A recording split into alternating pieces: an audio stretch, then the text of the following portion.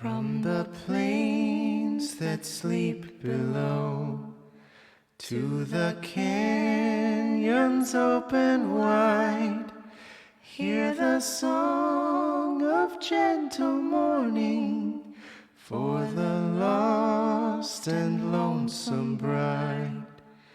On the hill and in the valley, where the weeping flowers hide from the song of gentle morning for the lost and lonesome bride. Now he roams through hill and valley, and the canyons open wide, singing songs of gentle morning for his lost and lonesome bride, for his lost and lonesome bride.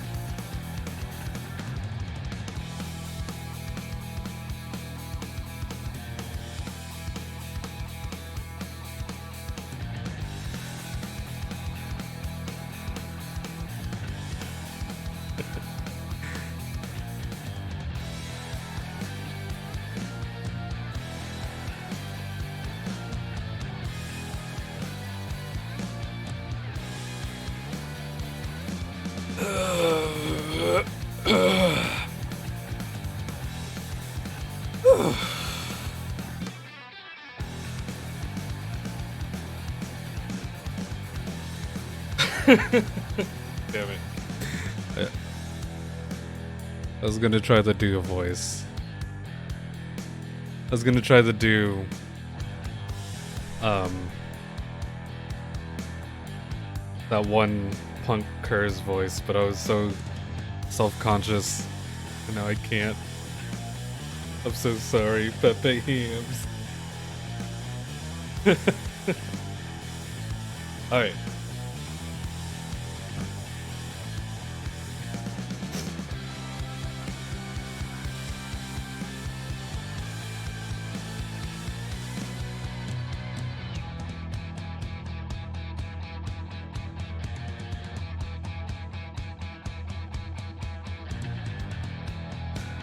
Should we all hear it today? Maybe. I wanted to kind of surprise y'all. Fuck it. Oi! You ready to play some Pyre, you little insects? Just something like that. I wanted to surprise you guys. Pepe Hams. Your theme is so good, though.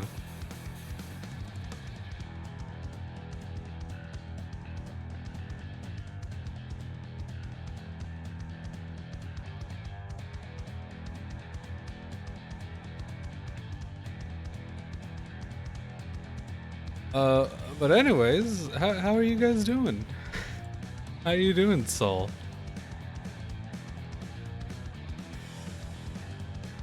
Boom, boom, boom, boom. Got called an insect, Pepe Hams.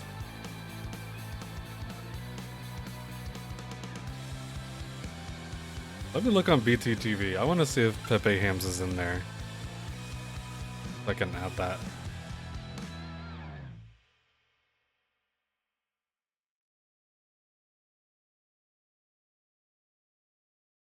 Emotes.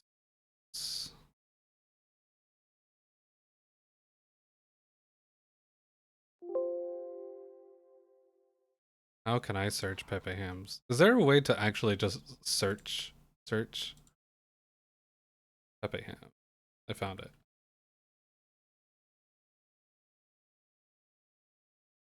At the channel. Done. We got it.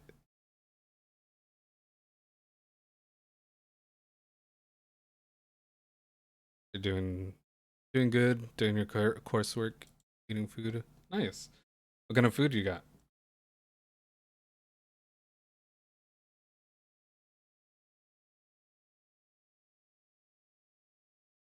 I was honestly thinking of getting myself a pizza later.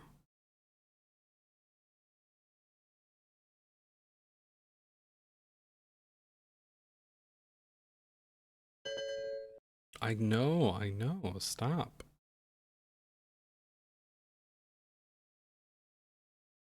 It's a potato pizza? Nice. I don't think I've ever had a potato pizza. What is that like? Like potato bread? Or like, um, pizza with potato in it? Like the toppings are pizza. Or yeah, the toppings are pizza. No, the toppings are potatoes. I mean,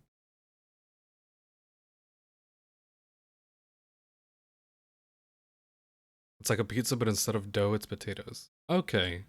Yeah, I think I get what you mean. Sounds good.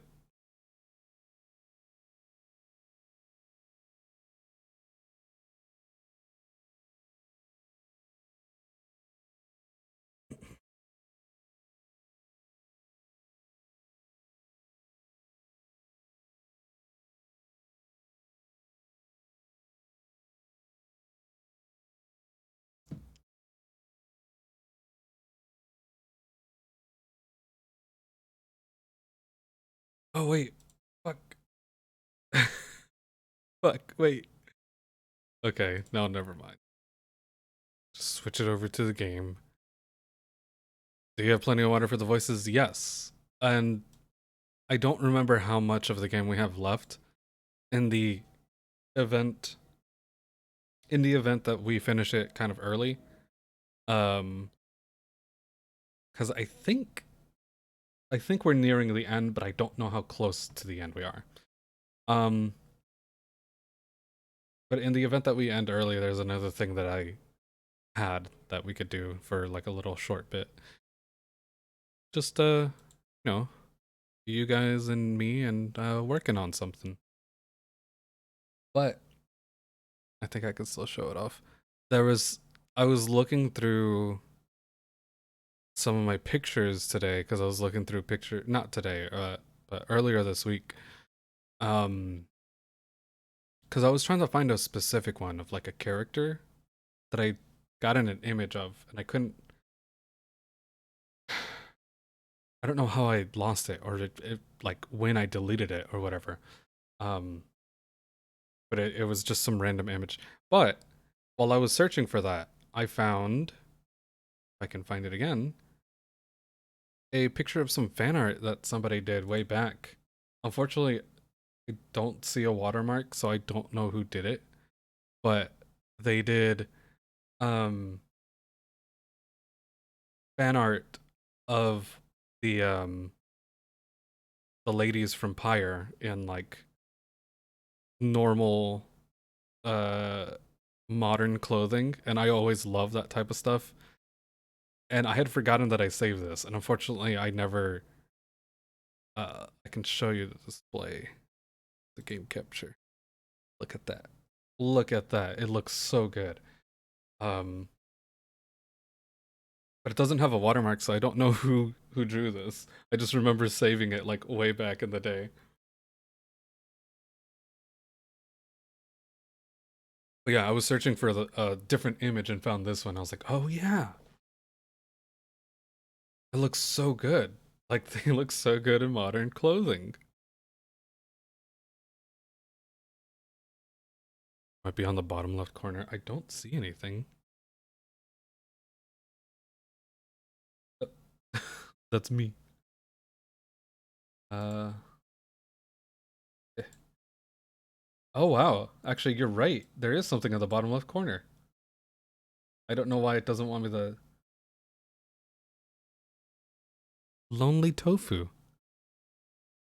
You can actually see it better on stream than I can on my own computer. Nice. Good call, Saul. Okay.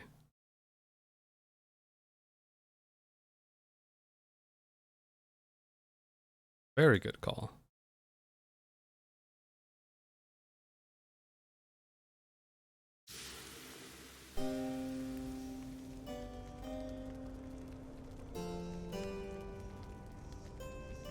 Okay. Poor tofu. It's lonely, but at least it draws good. Yep.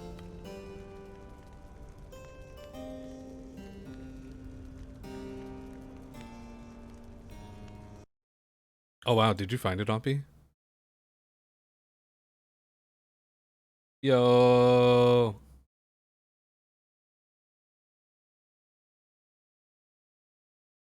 I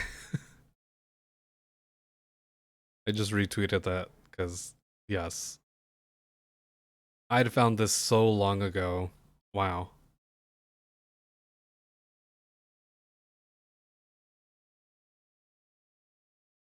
Oh, that reminds me. I need to tweet out that I'm streaming right now.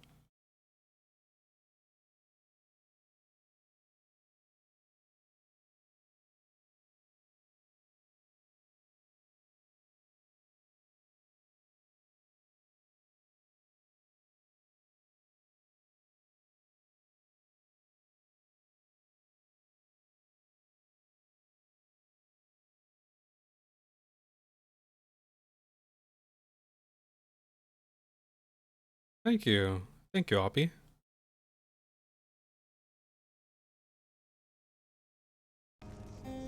Good stuff.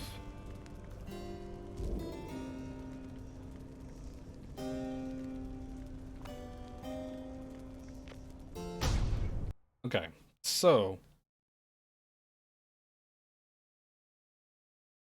the last thing we did is that we let Sir Gilman leave the downside. We liberated Sir Gilman.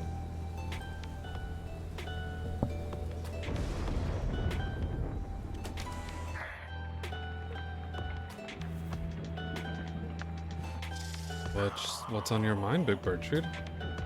Following the successful outcome of the liberation rite, you find Bertrude muttering something to herself. You hear some of the words as you approach. Should thou seek darkness, then may nightfall come to thee in time. That's true, we restored his honor. Shouldst thou seekest courage, then may bravery soon bloom within thy heart. Shouldst thou seekest water, then may the oceans open wide for thee. Should thou seek its fortune, then. You recognize it as a bog benediction, though you have never heard it said aloud. Bog benediction, an old blessing of goodwill from the southern bogs, never uttered there in modern times.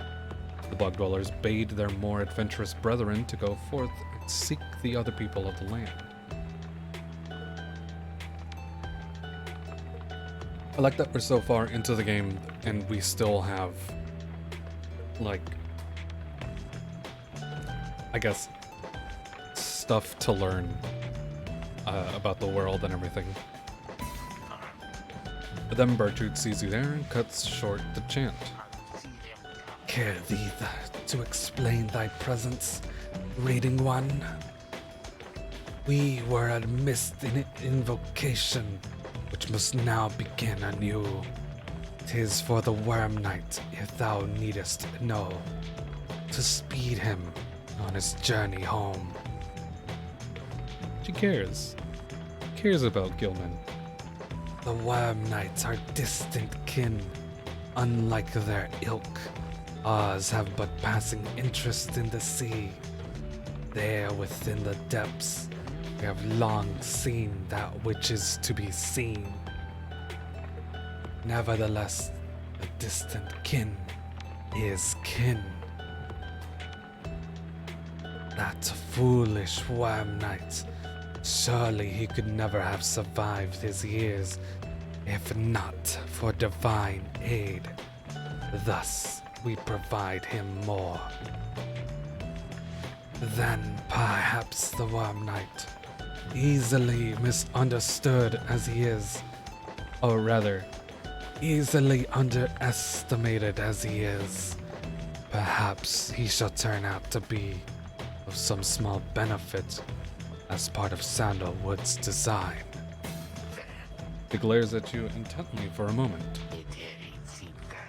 Mistake these actions, not these actions for affection, nor for a longing of the loudness of this place to escalate. ever again to volumes such as only his incessant shouting could achieve. Now leave us, reading one. The invocation must be finished ere the Worm Knight finally arrives upon the shores beyond this land for his homecoming. He turns away from you and then begins her chant again. Shouldst thou seekest shelter, then may the elements be merciful to thee. Shouldst thou seekest kinship, then may thy kin hold the memory of thee. Shouldst thou seekest darkness. You leave her to the benediction. The Worm Knight's absence is already felt. You know, however, that he will strive with all his might on your behalf. There, on the other side. Okay. Something I wanted to do real quick. Also, get these mushrooms and berries so we can sell them.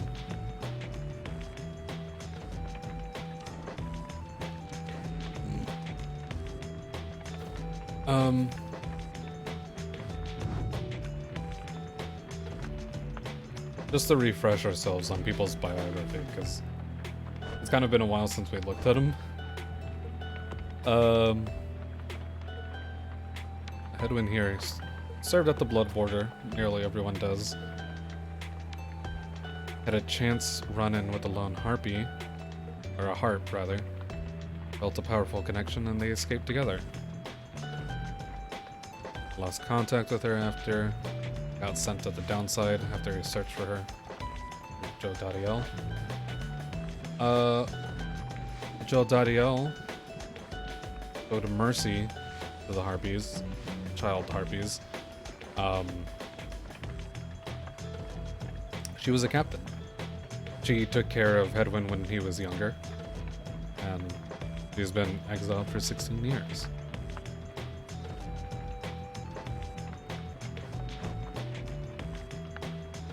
Gay here was cast down to the downside because she was moon touched.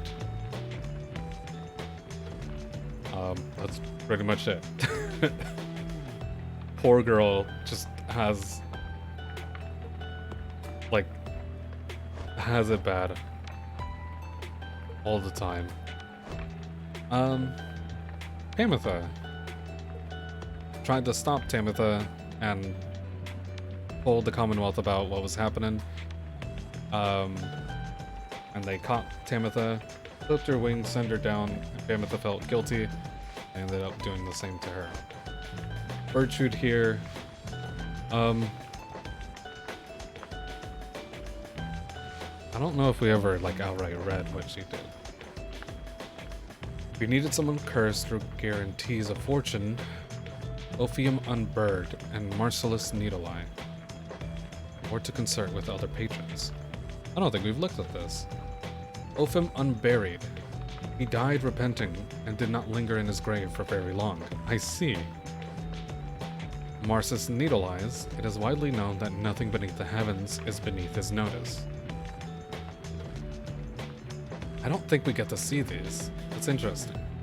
You would go see Big Gertrude.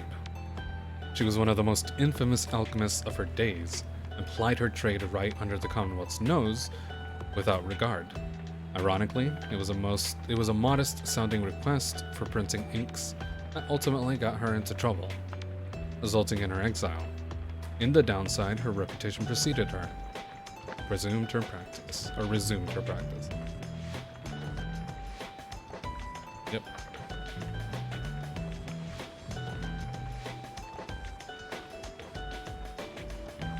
So essentially she was cast down to the downside because she was helping Sandalwood.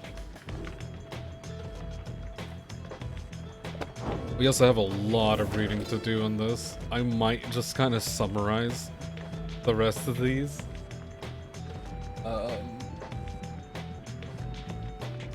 These are essentially just the tellings of the different scribes, you know?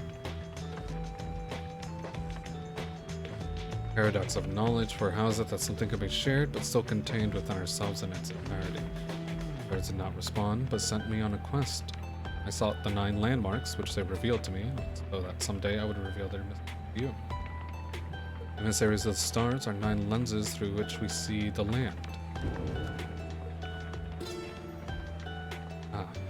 And he talks about the Titans. The Serpent Titan Gandroth turned to brittle stone not long after his death. Of that you may be certain.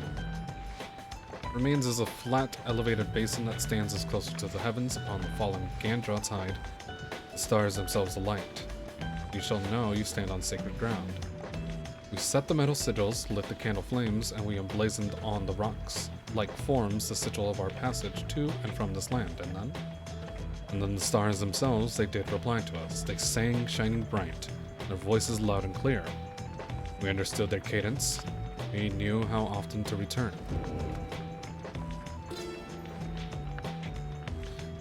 The Pit of Melith. That was one such landmark in which I would never again wish to tread, of course. Unless, of course, the stars beseeched me, it has to be the pit. 'Twas dark in there beyond all reckoning. If not for Melith's sorceress lantern, all of us, we all would have been lost. What lies within the pit is not to be invoked. Although I have no doubt our goodly underking shall be unable to prevent himself from boasting of how Melith's still there for an entire age. The thing yet lies there on the edge of death. Through its connection to the stars, it gave the pit significance. Walk there with courage and a steady mind. The Hulk of Ores. The Daz Rabin was first of many river ships to vanish in the downside. Although presumptions of its loss were not inaccurate, the doomed ship and her valiant crew had charted half the Sea of Solace ere the end of their brave voyage. The Sea Titan Unfathomed Plurns was not fond of vessels sullying her sea, and split the doomed ship with a single swipe. The ship's own shattered prow would later end the Sea Titan's cruel reign, as the boastful Underking loves to recount. The stars themselves must have been moved by this. That point within the sea, now sacred, has the stars dancing in homage every now and again. The Isle of Kaelmer. This is one of the places we went to last time, and kind of the least talked about. The traitor Kaelmer.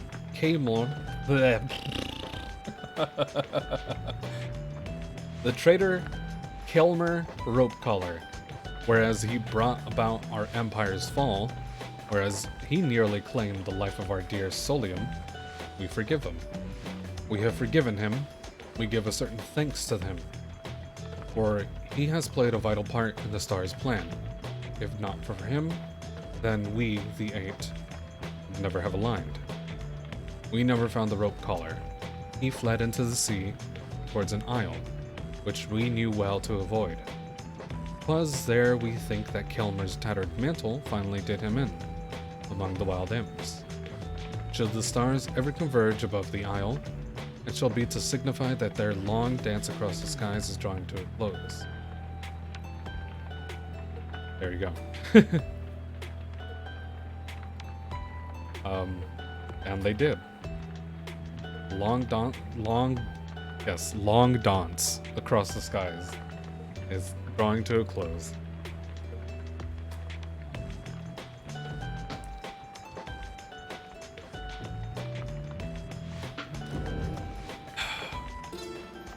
The Glade of Loom.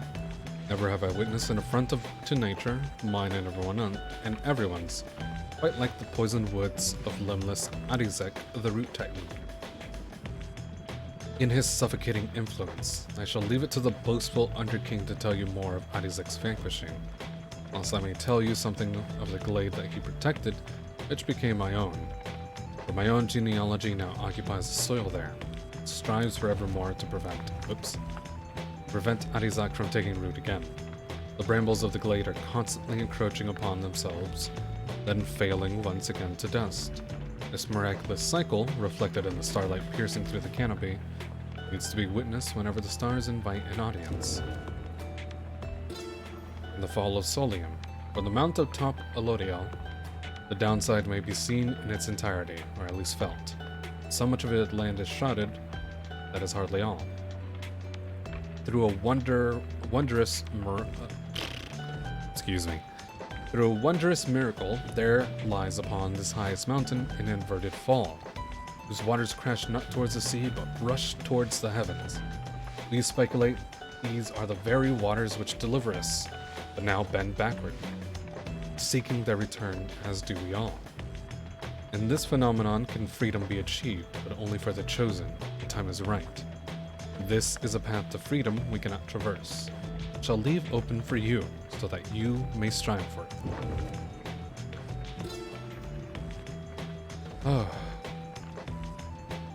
The Book of Rites, Sisters of the Arch, whom we banish for the great beyond for deeds irredeemable. Stars talk to you, they're not merely lights, these are not mere words. Dance upon the Sisters of the Ark within the prison, give them our thanks.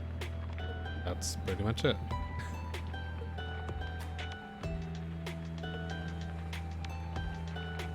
Rites of Flame.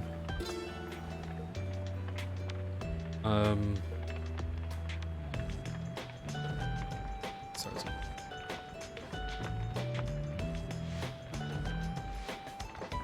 That's, yeah, just talking about triumvirates, the exiles do this, blah blah blah. They're chosen by the stars. Within the dark of the night shall two triumvirates stand. Basically talking about stuff we already know. 13 the stars.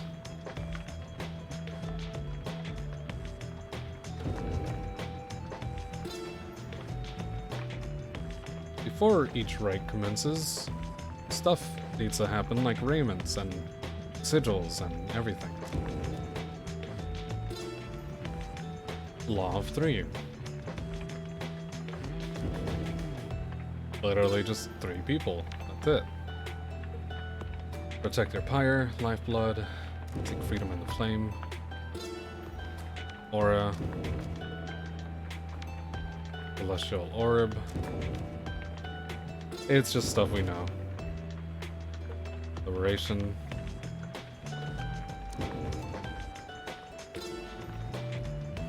This basically just talks about the triumvirates. Accusers under Golathanian. Big man. Like their name from one of his most accomplished legions from his former military days. All among them, in fact, served the Master General at one time. They represent stoutest-hearted people of the Empire, who held true to Myr and Golathanian to the end. I mean, this part is kind of interesting, just I guess, because it kind of tells you how they were formed, and then seeing them now, is so different because of the people who are like the heads of these triumvirates, you know? Jomyud Menimane formed the fate under the precedent of olden bylaws of his four-legged ancestors, as he was a stickler for tradition. That's basically it. Initially, he only chose from other curs. He, however, urged the fate to replenish their numbers from any race or ethnic group thus willing.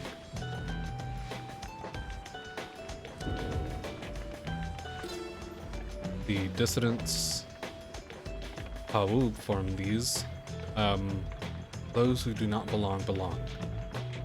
I'll describe some of them show at first reluctance to allow an imp and one accursed designate one of the triumvirates, but Myr, the horned one, stubborn as he was, stood by my side. For I remained as ever at their side, loving bitter proof of their absurdity. Extension of my oddity, those who do not adhere, they are not to be discarded, underestimated, or dismissed. They are necessary as are those against whom they rebel. I believe the dissidents was, holy shit, I forgot his name. Hold on, I got it. The cur. The punk cur.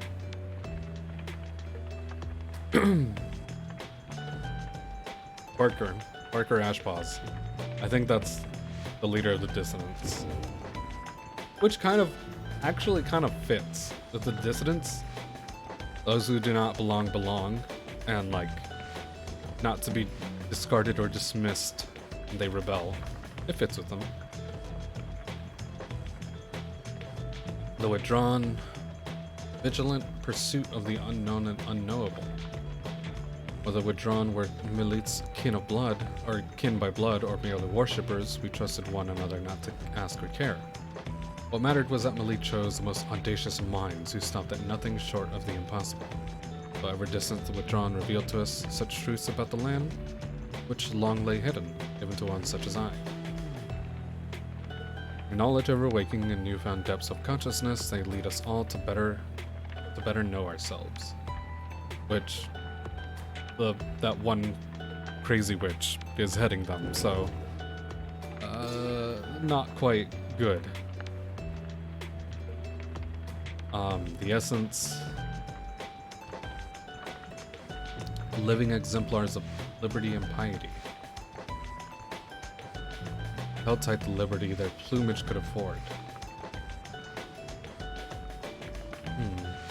These divergent paths did cause a share of difference between winged and the wingless over time, but here in this land our purpose are shared, our goals united.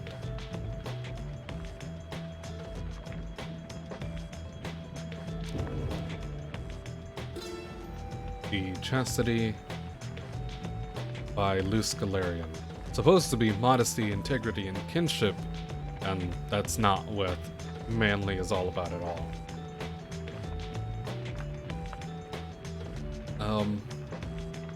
To be understood, to be respected. Yeah. And the Nightwings. What is life without an adversary? Not for forces that conspire against the will, life would be devoid of its innateness, desire to overcome. When we, the 8 scribes, at least each fashioned a triumvirate based on our own ideals, we realized the void needed to be filled. We 8 were united. Our triumvirates shared our affection. They needed us to set them all against a common foe. Thus we did form the Nightwings, a triumvirate envisioned to exceed them all, both through means mortal and divine, and giving undue favor into each turning of the cycle. They are the adversary we all face. Which is interesting. The most important one is yours, which is also you are the enemy that each of these face, essentially, are supposed to face.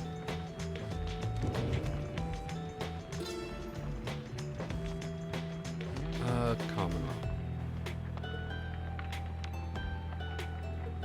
Don't need a pair of wings in order to be free. Great Society. Mercy.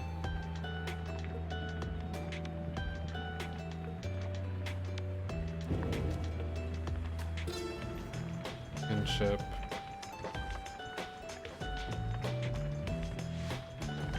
That's pretty much it. Just Triesta here is just talking about Commonwealth, Mercy, and Kinship. Stuff that they found and the stuff that they want for this society. Okay. Finally, we got through all of that though.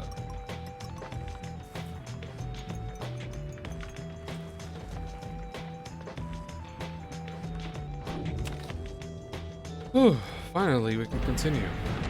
Sorry about all the reading. Good morning, everyone. We are at the mercy of the stars. None can say how soon they'll shine for us again. Let us recover for a while at the Moonlight Alcove and decide how to proceed.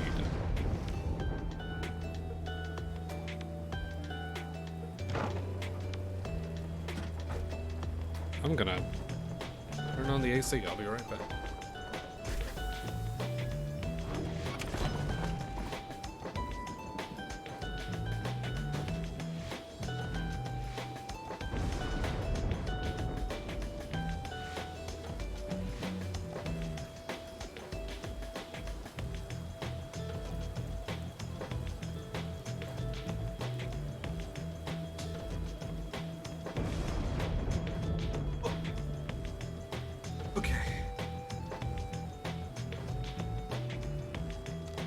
Yeah. Best to make ourselves as comfortable as possible here for the time, Nightwings.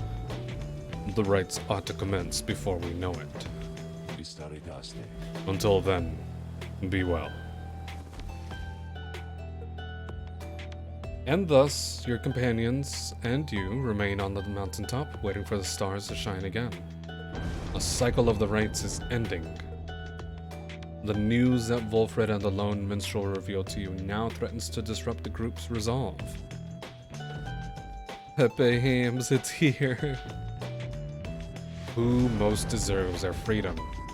Can there be any hope for your revolutionary plan to change the Commonwealth if too few exiles manage to return? These questions hang like a fog over you and your companions as you linger there on Mount Telodial. For now, the exiles of the Nightwings vow to stick together for as many opportunities as they shall have. Many moons pass. One cold evening, Wolfred finds you off on your own. Well, my boy, it's time once more. Come see. Wolfred indicates the sky, and through the snow, you see that he is right. Soon, all of your companions are gathered. Wolfred regards the group in his steady manner. As you all know, I've refrained from Can't speak today. Damn it. As you all know, I have refrained from participating in the rites myself. This was a long-held choice of mine for a variety of reasons. Chief among these reasons is so that I might direct our plan, which is at 53% success rate. Success rate of 53%. Free from unwanted attention, both from our adversaries here and those who would oppose us in the Commonwealth. Another reason is my past experience conducting the rites. It did not end on good terms. Before my time, the Nightwings comprised of 3 exiles: Brighton, Orissa, Oralek. Little Tizo was with them as well, still learning their ways. Brighton, a former exile of the Nightwings who conducted the rites alongside Oralek and Orissa. Orissa, who conducted the rites alongside Wolfred and Oralek. And Oralek, betrayed and abandoned in his moment of glory. After Brighton regained his freedom in the liberation rites, the Nightwings took me in. A story for another time, but for one thing, I had capacity to read the ancient book. Anyway, when next we earned our way into the liberation rite, Oralek was anointed for return. He had long been in exile and his horns were beginning to show. We prevailed. Little Tizo snuffed the accuser's pyre. Thus, Oralek earned his freedom. However, just as the shimmering pool was to engulf him, Orissa, she shoved him from the precipice and took her freedom in his stead. She perished, of course. Only the anointed can transcend the shimmer pool. But he thought the warnings were a myth and paid the price. He was always restless. I presumed Oralek perished too. To survive a fall from Mount Telodial, I was left alone. Subsequently, I made no attempts to reassemble the Nightwing. Knowing that such treachery, such harm was even possible, as part of this ordeal. I, frankly, do not hold Orissa entirely at fault for what transpired. I hold instead the Commonwealth responsible for put us in this desperate situation. And I I resist the urge to think the rights may be partly to blame.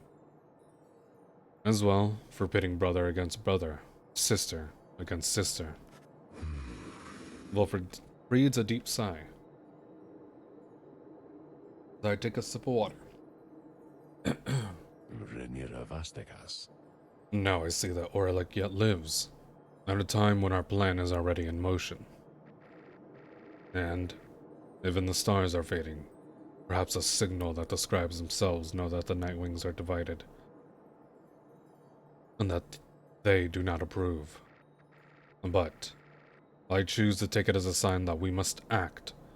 The scribes have put us in a set of circumstances where each one of us may rise to the occasion. The Nightwings and our plan need all the help they can get. And so, I have made a decision, which I wish to announce here to you all. In the name of the Nightwings, and Reader, by your leave, I would conduct the rites again. Long have my skills languished in the matter, I admit, although I trust I shall regain them soon enough. While I once vowed never to conduct the rites again, our present situation calls for all our resources to be brought to bear. So if I may be of use during the rites to come, I shall avail myself. Ooh-wee! I want to become famous by followers, primes, and viewers on bigfollows.com.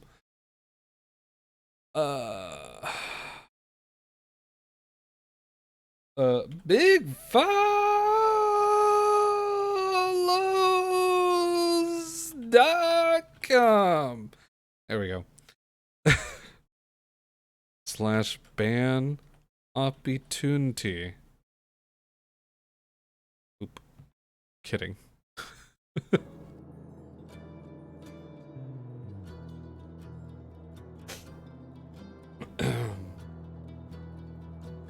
So, if I may be of use during the rites to come, I shall avail myself.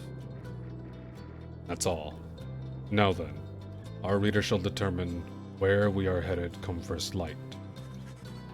Wilfred bows his head to everyone, while the others exchange looks, then, one by one, salute him in turn. Welcome him back to the ranks. Once more do several stars shine bright in the night sky, revealing several paths for you to pursue towards salvation.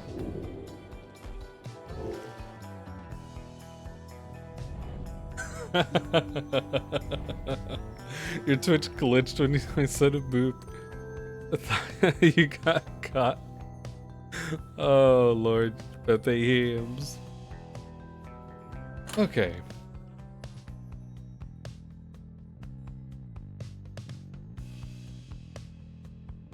We have the Pyre Hearts, the Dissidents, Chastity, Essence, Drawn. Sent the Withdrawn down. Tempers.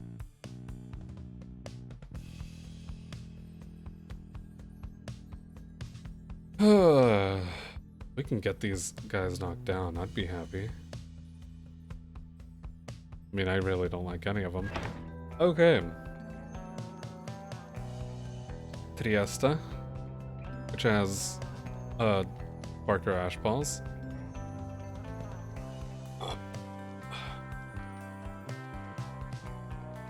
Gelmer, which has Delbert. And Manly. I'm gonna give you guys a choice between only two, because these guys are fine. Do we go wreck Barker Ashpal's shit? Or do we push Manly into the ocean?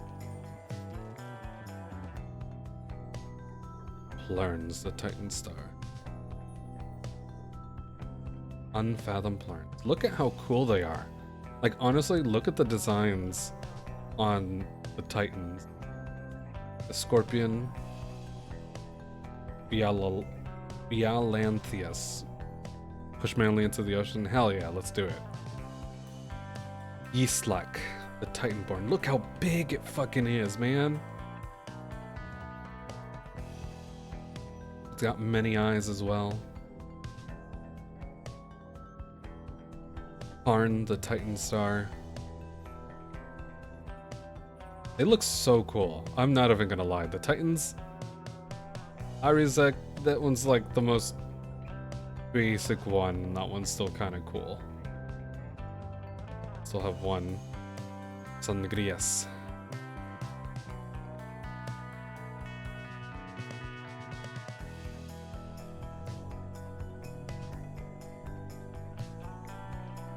Zilvias? Or would it be Hilvias? He's like, looks like he has little arms if you squint. Yeah, actually, hold on, let me go back. Yeah, like on the sides and stuff, it does look like he's got tiny arms.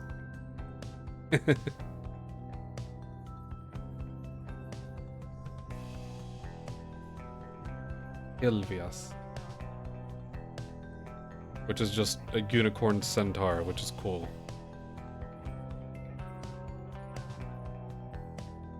Gandroth, the Titan.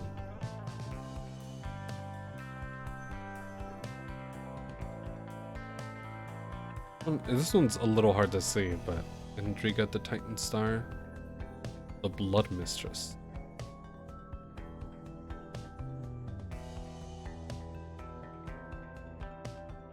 Okay. Let's go push manly shit and push him into the ocean.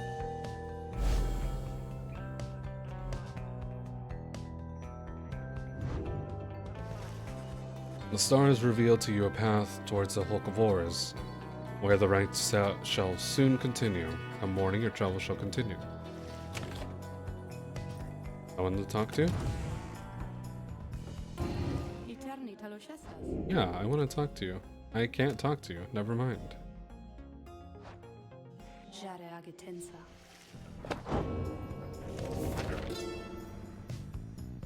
Afterward. As an exile of the downside, as a reader of this book, and as conductor of the rites, you are engaged now in a cycle which has lasted since the dawn of this age. Here, within this part of the book, is offered summary of all key figures, locales, terms, and astral phenomenon you shall encounter. Should you be free again, remember, reveal the rites, not the rites themselves, nor the existence of this book. That's it. Wow. It was literally just, okay.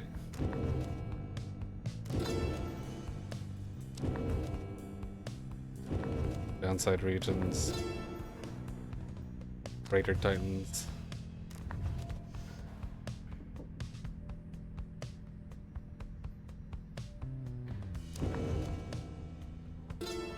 Golden stars. Anyways. So we get Wolfred. He's been here for 9 years. By day, he was an unassuming history professor. By night, he operated a small... I wonder how you have a history professor and not allow people to read. I guess it's all actual...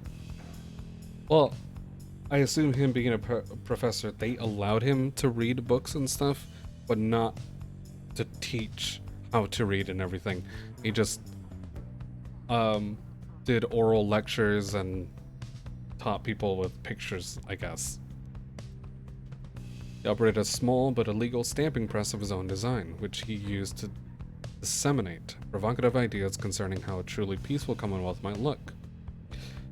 When his underground press was at last discovered, it was publicly destroyed. Eventually, he too was found and cast down. Taken in by the Nightwings, hatched a long-term plan. Cool.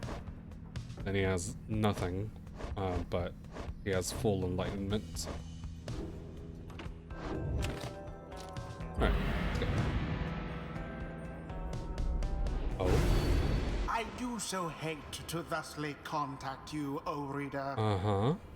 Yet an awful rumor reached me recently Oh, what is that? that you have within your retinue a traitor Oh, I don't know to the about that. Nightwings and the Commonwealth alike. But you would never harbor such a traitor, now would you? No, of course I not. trust your time within the downside would have taught you that.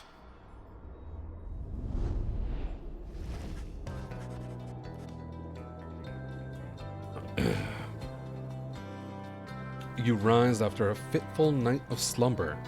Somehow, the voice, which thus far has reached you only in the rites, has found its way into your sleep as well. You shake free of it. The time at Moonlight Alcove has made everyone restless. The group is eager to set forth on your command. Gee boy, I wonder what that voice is about. I guess we'll find out.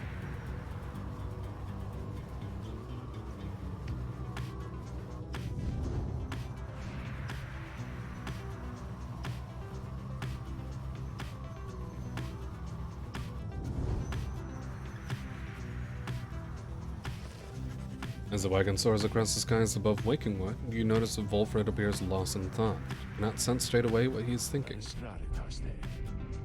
Do not mind me, reader.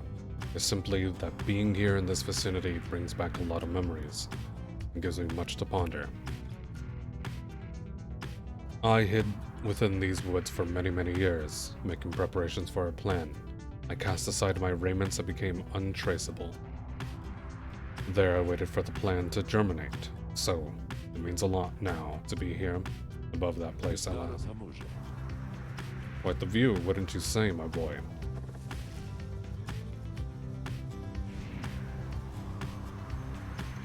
I love that it doesn't just snow at the top of the mountain, it snows everywhere. It rains everywhere, you know? This poor little... Oh no! They killed the imp! I didn't mean to, I'm sorry.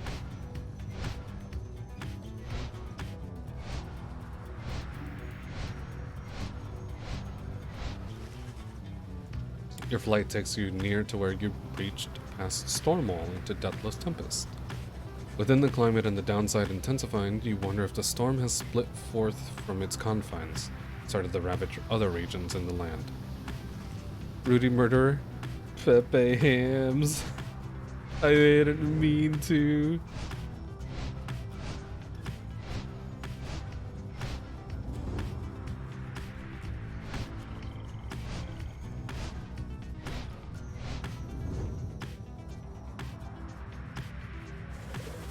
I wonder what it would be like to I mean, I kind of live in Texas, right? It's like, just, what is it like to have snow in like a desert, you know?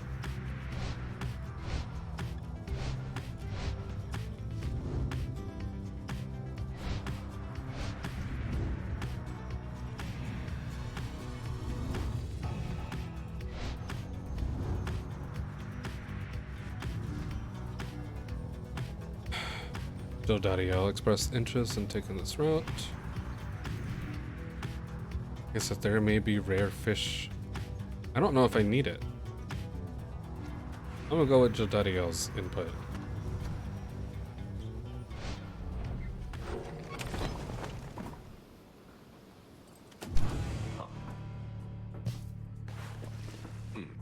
There.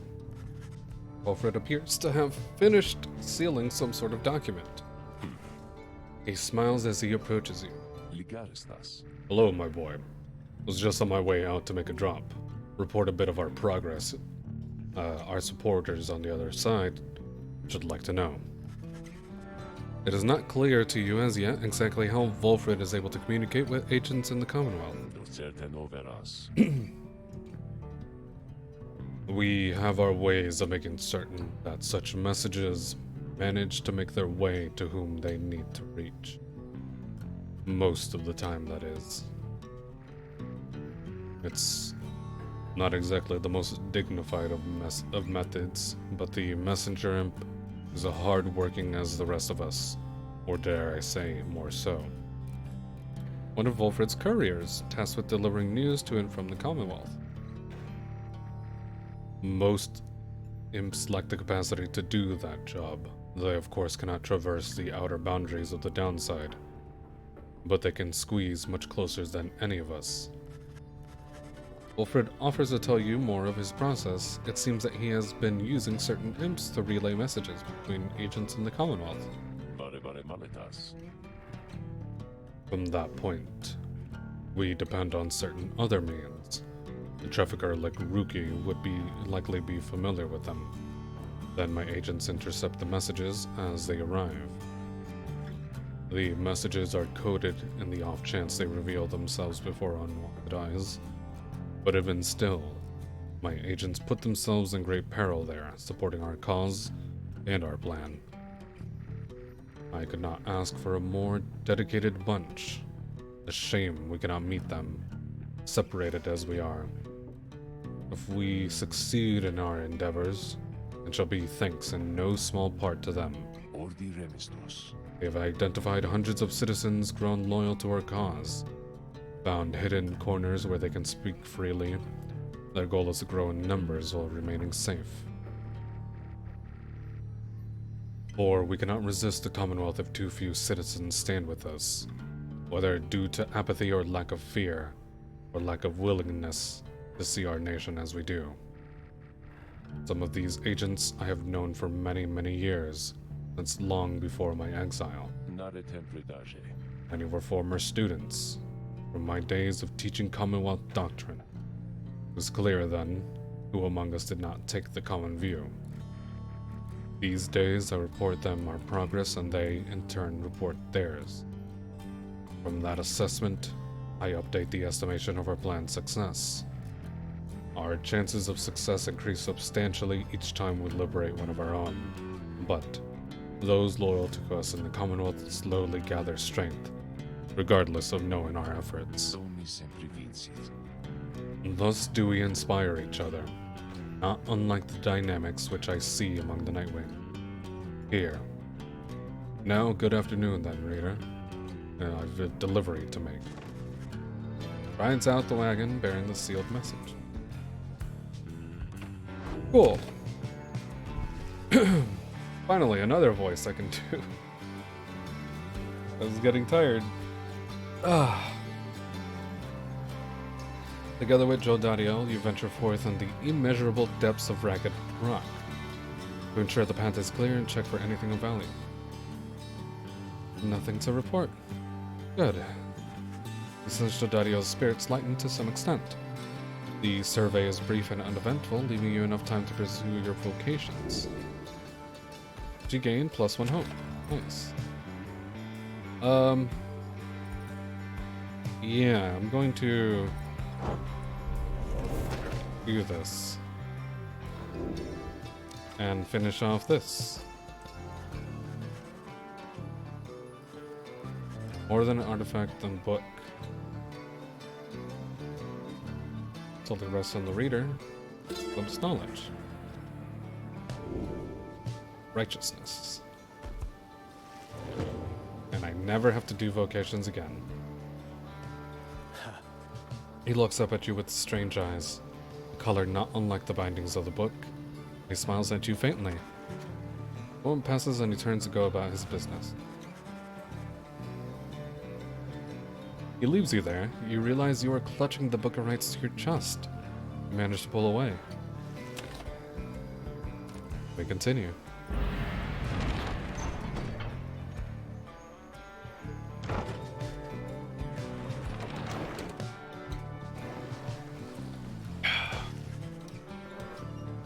The wagon comes to a sudden stop after a near miss with someone or something that got right in its path. At first you see no sign of whoever or whatever, but then a voice rings out from off the side of the path. The friendly yet somehow aggravating tone leaves little room for question as to who it is. Okay.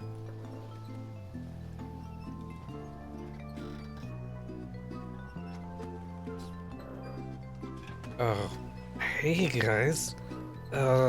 So maybe watch where you're going a bit more next time, I guess. You must have scared Dad half to death. I mean, just look at him.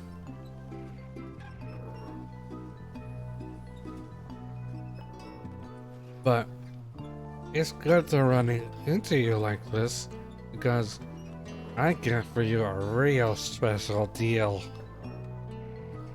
We had some pretty out there stuff on hand, and it's been slowing us a bit, to be completely honest here. Something about him, I don't know. But Dad here hasn't been himself. But once we open shop, why, these little numbers, they're gonna fly off the shelves. And you can have first dibs. Oh, all you gotta do is give us a lift.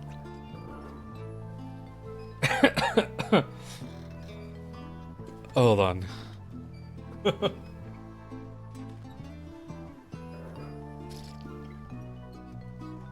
Cause you're headed to the Hawk of Wars, right? Just drop us off when you get there, okay? Straight liquid. Pretty much. Liquid! The Black Wagon does not provide for you the most spacious accommodations, but it may have enough room for Falcon Ron. Barely. At least for the short remainder of your trip. On the other hand, you sense a troubling energy from whatever strange artifacts he's transporting right now. Wonder whether you should get involved. Tell him to get in, why would we not? He's been mostly kind to us this entire time. Though your fellow exiles exchange cautious looks, you invite Falcon Ron to climb aboard. Oh, fuck.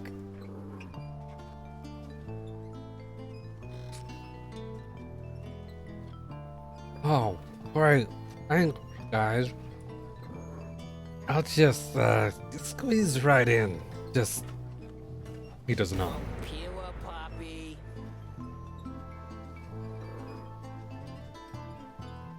Yeah, come on, put your back into it already.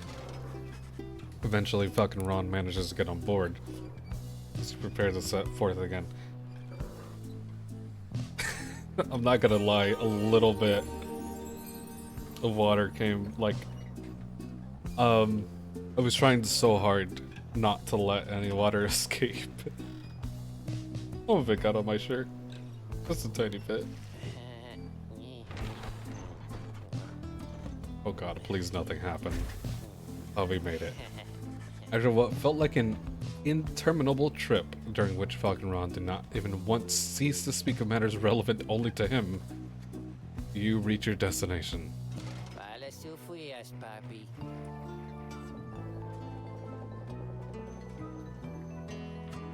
Anyways, thanks, guys.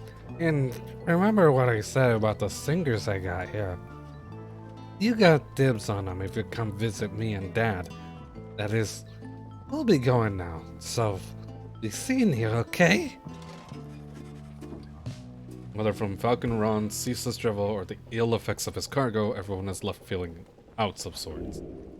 Oh my god! Your exiles lost -5 glory for the next right. Try not to think about it. Really, thanks to our boosts, we only lost 3, but... Oh man. That's still a lot.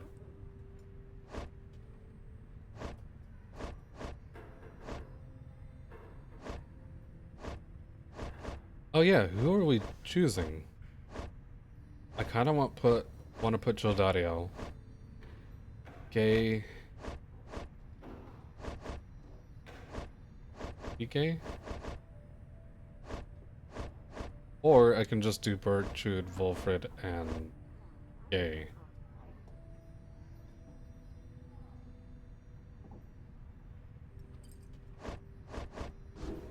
We'll see.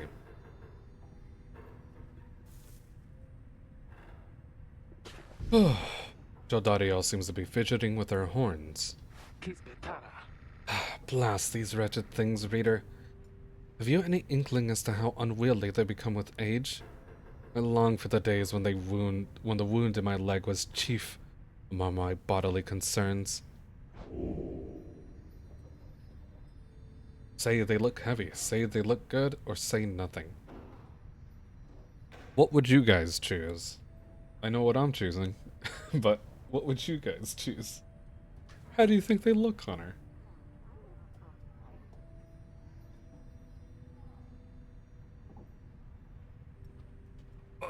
Stretch it. Oh, okay.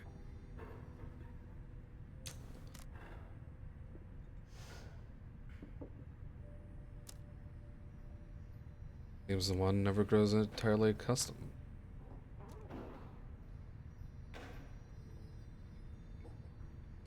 Good, yeah, same. You express regret her horns yet cause her discomfort. Though note you think that they look very good on her for whatever consolation that provides. It is fortunate that my perpetual discomfort is of benefit to you. Oh, that's not what I meant, babes. 10 years or so into my stay within these blasted place, I first felt protrusions from my skull. It remained hidden by my hair for quite some time, but I knew that would not last. You would just say nothing. That was probably the right answer. I all heard from much of demons in the Commonwealth. Sinners rightfully exiled assume their rightful form. Thus, when my horns started to sprout, I took it as an indication that perhaps this is indeed the fate that I deserved. He trails off for a while. I know somewhat better now. Anybody of our kind left down here long enough, and left alive, becomes like this. Something in the climate, difficult to say. A disease of sorts, but not a deadly one. If anything, the opposite. We live long enough, then we live longer still, like this, sending thus our sentence into exile. Sometimes I think these horns are here to symbolize my sins, and surely they're going to recede if I ever return. On nights when these damned horns prevent my sleep, my thoughts inevitably stray to that hopeless idea. Naive hope which never leaves, despite prolonged attempts to get rid myself of it. Horns are not worth the trouble, reader. She nods wryly as she heads out into the afternoon. There's not related to this, but talking to her big Bertrude before, I was gonna say that I actually never got that scene of her praying for Gilman. So it's interesting to see that scene.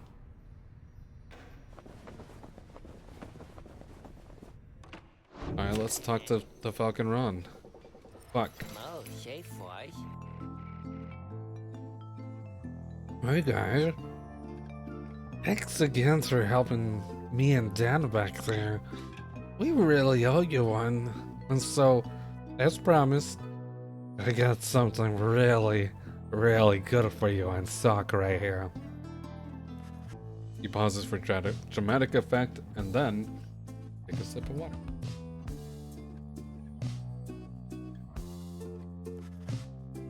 Fuck, I didn't even need that. He reveals to use several artifacts. Black Hoof. A cursed talisman. The bearer has 100% more stamina than usual, but cannot grasp the orb. Black Heart. After getting banished, bearer either returns with infinite stamina or is a fast-moving howler. The bearer's aura remains while grasping the orb, but cannot be cast. Oof. That would be okay for Jodariel, kind of. They emanate with energy that cannot possibly be completely healthy.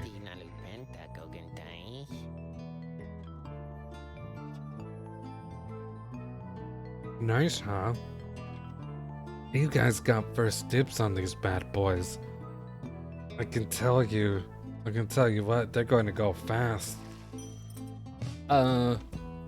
I'm actually okay, Ron. I don't think I need them.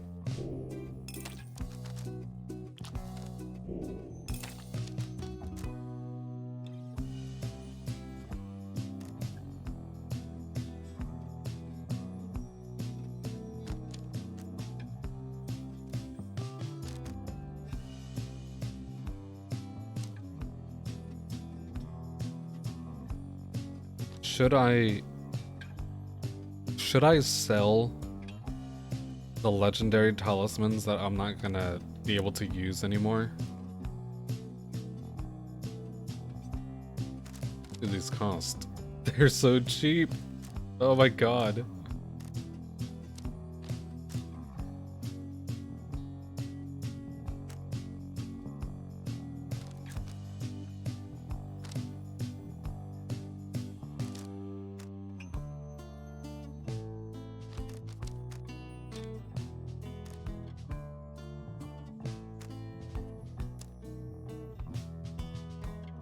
Triesta's plume.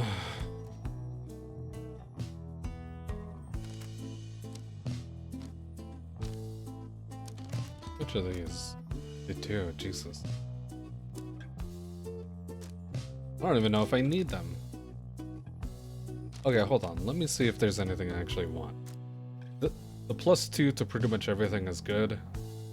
I should have bought the other one. I had the chance.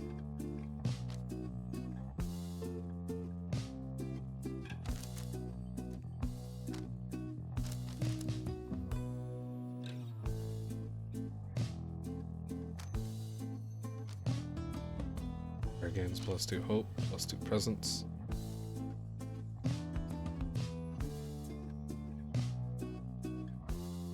The aura burst is not worth it. The bottled void I don't think is worth it either.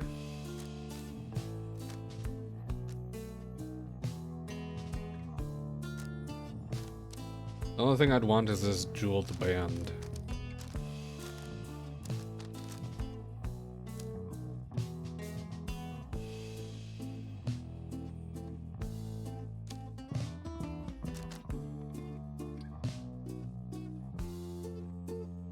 You know what? Sure. Let's sell this. Well, I don't know. Looking Shadows what we wanted last time. Or not is still good.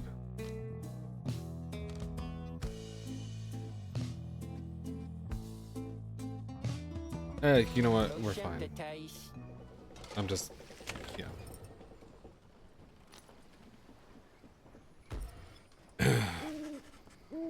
As the sky above the Hulk of Ores darkens, your companions watch in silence and await the commencing of the rites.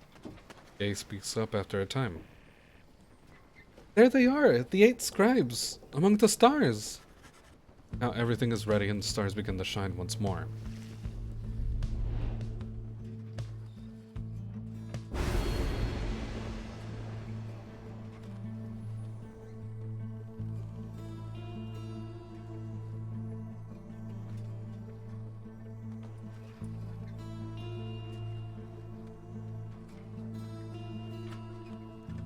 Okay. Your adversaries shall deal an additional 5. No, I'm good.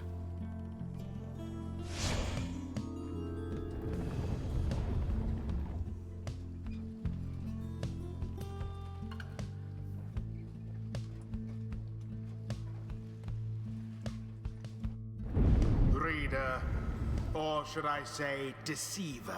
Oh, me? For I detect another exile in your ranks. Me? The exile Wolfred Sandalwood himself. That cursed sap. Oh, I don't know what you mean. Known he was behind all this. He has no love for our sacred tradition. Yet you would heed his poisoned words over mine own? I thought that we were friends. Then fine. Let us return to a more formal distance. Yes, I'm okay with this. The adversaries whom you were to confront when instead you had your run-in with Orlek have assembled on the opposite sides of the clearing. Manly emerges from the ranks of the Chastity and calls out to the rest of you. Oh, I'm very glad to finally see you once again, my friends.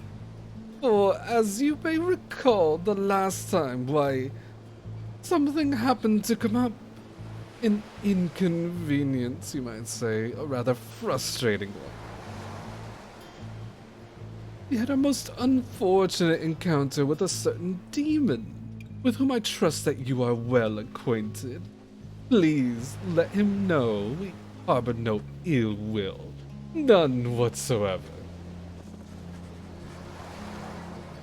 The Chastities seem all the more determined to prevail against you now.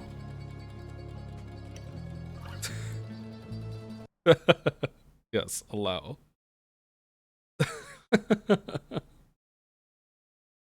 Automod, stop that one for a bit. Conan that hard. Love it. All the more determined to prevail against you now, after Orlek denied their chance to stand against you last time.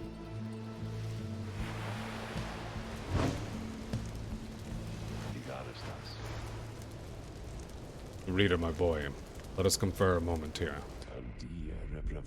I am now returned to the rites, a tradition I had once disavowed. And now that I've donned the raiments, the voice knows I'm here.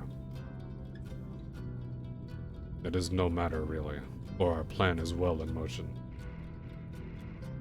All that remains for us is to prevail. I shall aid you and the others in this task as best I can. Let us see now whether these old limbs of mine are still of any use. And there he is at last, alive and well. But interestingly enough, Sandalwood, you're causing quite a stir out in the Commonwealth. You plant your little seeds of discontent. Know that your designs at sowing chaos shall not be tolerated here. Now, good evening to you. good evening to you. So interesting thing about Sandalwood is that unlike Manly, who has like a bunch of roots or something, he just has like normal legs and he's just like halfway in this thing. Okay. Wolfrid's shield deflects adversaries' auras. So this is his ability.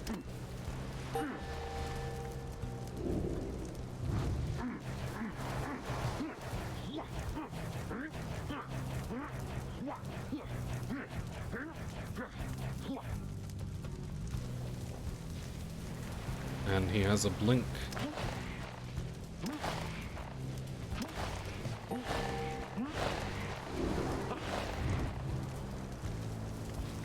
And he makes sprouts, and these sprouts are what create an aura. You can have 3 of them, or just 1 at a time, excuse me.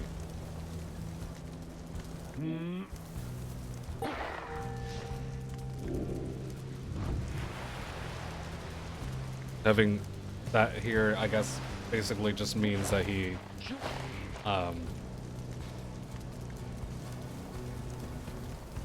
you essentially have to jump into it, but like, that's not too big of a problem, honestly. So. Okay.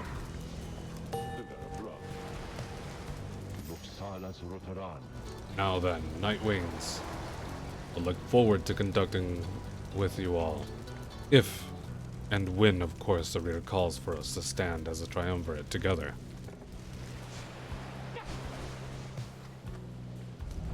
Who shall besmirch the Nightwing's name? Yeah, let's level up Manly. But who else?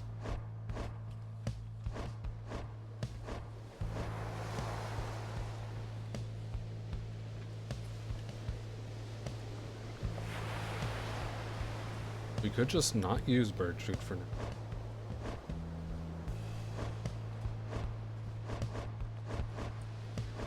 Ah, Amethyst is...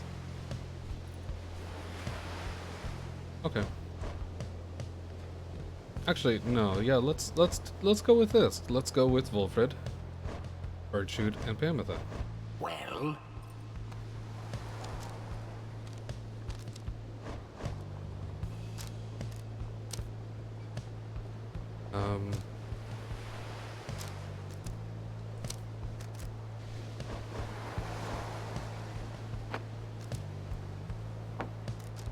Oh yeah, let's look at the other guys just real quick. What do they got? Charge up speed increase. Dousing it. Lowers it up to 8.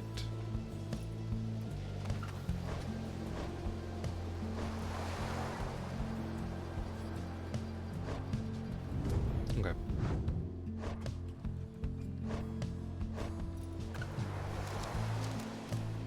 Ametha has an easier time killing people than I think sending it into the...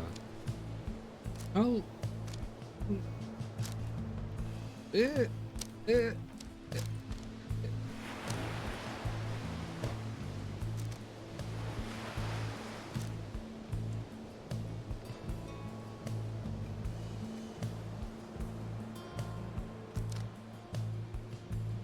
Let's play it a little safe.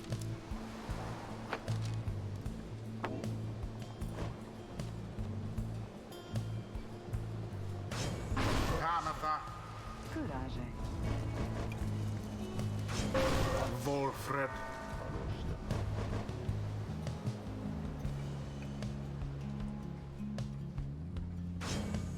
Bertrude. Very well. Prepare yourselves, everyone. But I try to stay. Are you quite ready then? Well then, let us get this little ceremony started.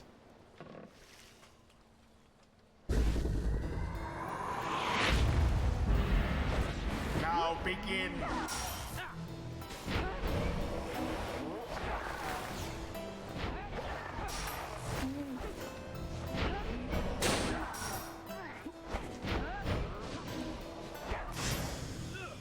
To each his own. Nice. That was the last of them.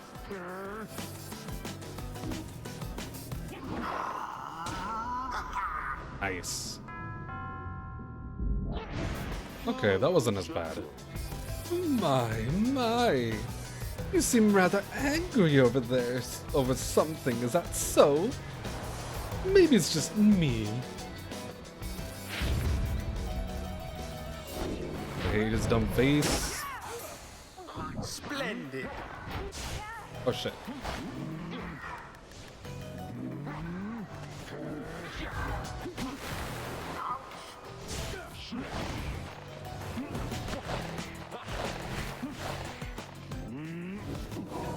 Begone, Wolfred.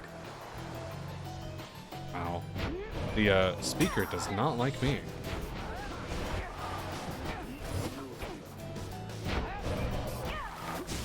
Oh shit. Oh fuck. Douse Pyre without being banished. The orb is loose.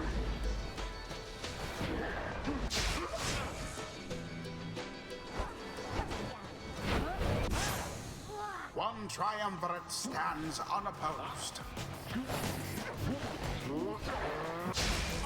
So much for Wolfred. Yo. Well, this is fine.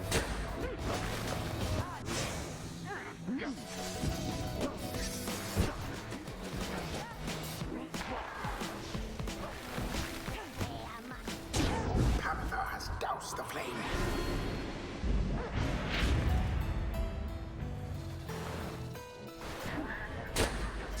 Glorious.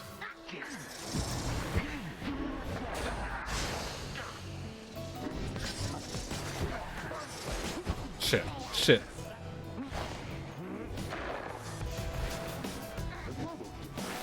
Banished.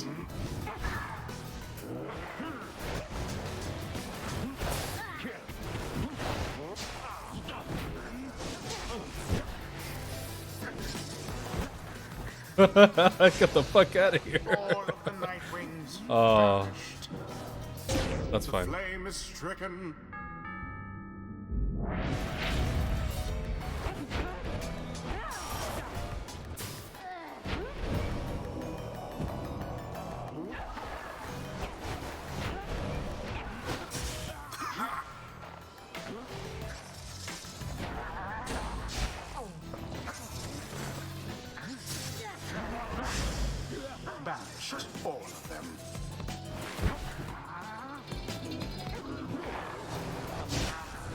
Oh, fuck. The orb, take it. Yes. Okay, we really gotta step up our game. I wonder shall the Nightwings press their luck.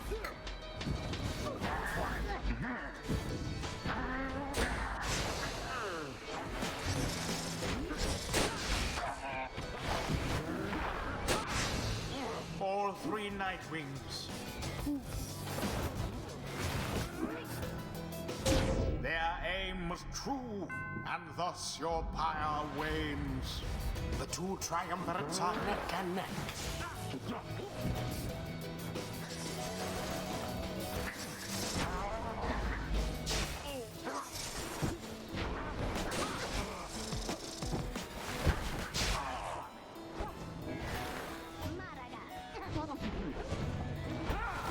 Oh, fuck me.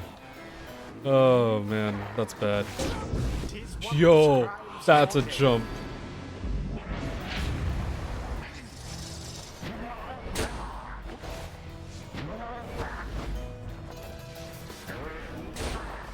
well cast.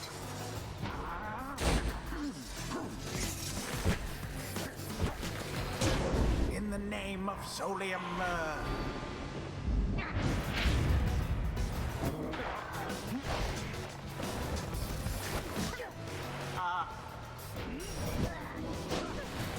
such chaos. Oof!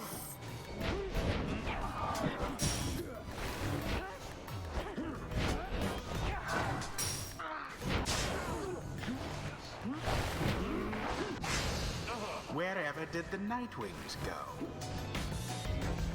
Why are you doing this? Your pyre Fuck. weakens. Oh, we might lose.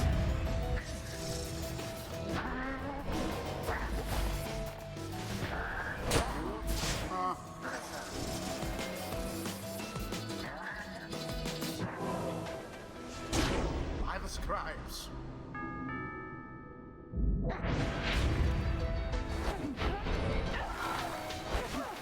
Oh. Too slow there, Panathon.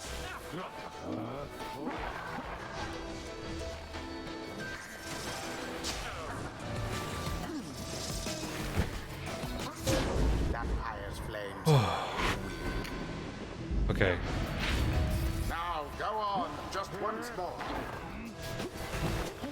And it is Fuck! done. Yo, hold on. Damn, that was bad. Although their adversaries put up quite an effort, Well, we lost one. perhaps your fortune shall be better next time. You and the Nightwings may have experienced your first defeat, but this is not the end. Rather, this is an opportunity for you and your fellow exiles to press forward. Wilfred, for example, has learned a valuable lesson. So too has Pamitha, not in spite of the setback. Wilfred is no exception. First loss. Ah, a sporting show! A most agreeable outcome at that. Ta-ta for now. I'll have to be more careful. The eight It's scribes Wilfred's fault? Yeah, it let is. us Never know use their Wilfred again. ways. Even a traitor heart like Panathar can learn something. Good.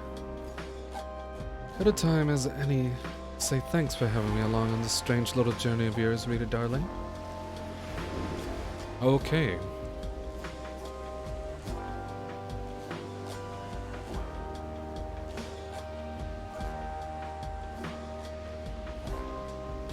Yes, +4 to everything permanently is so good.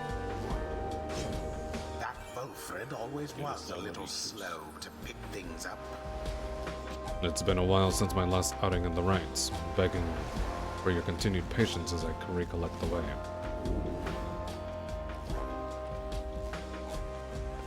If Wilfred is banished, a sapling shall automatically spawn near his pyre, which is what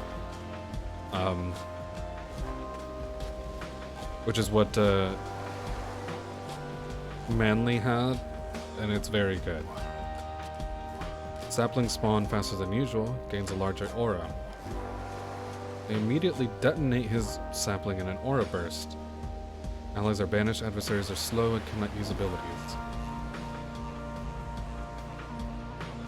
Wilfred shields his allies as well. Wilfred permanently gains +5 hope, hastening how quickly he returns. That +40 is really good.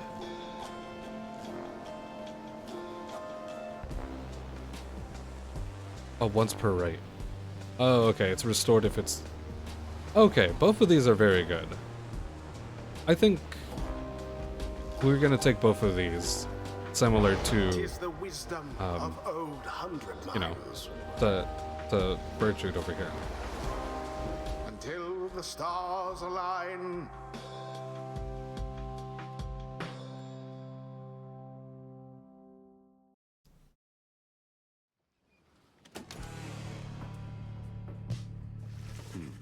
Back at the wagon, you are taking some time to recover after failing to prevail over the chastity, just barely when Wilfred approaches. An unfortunate result, my boy, though I am confident we can do better. We have means, there is always a Beyonder crystal there if you need it. The rites may be ending, we still have time to achieve our plan. We can get access to the better of our adversaries.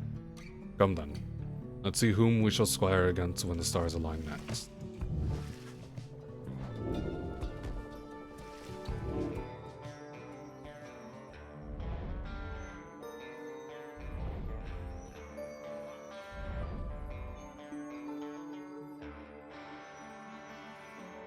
Okay, we got Lendel, Sir Deluge, and Ignarius. I'm gonna let you guys choose. I have to turn off the AC because now it's too cold.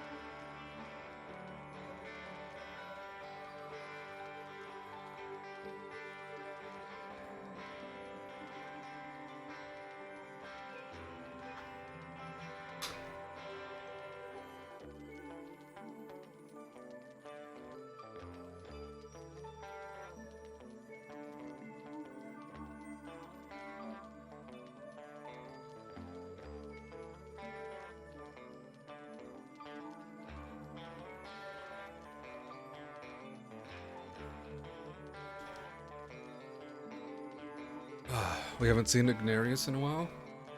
That's true. Yes, we go.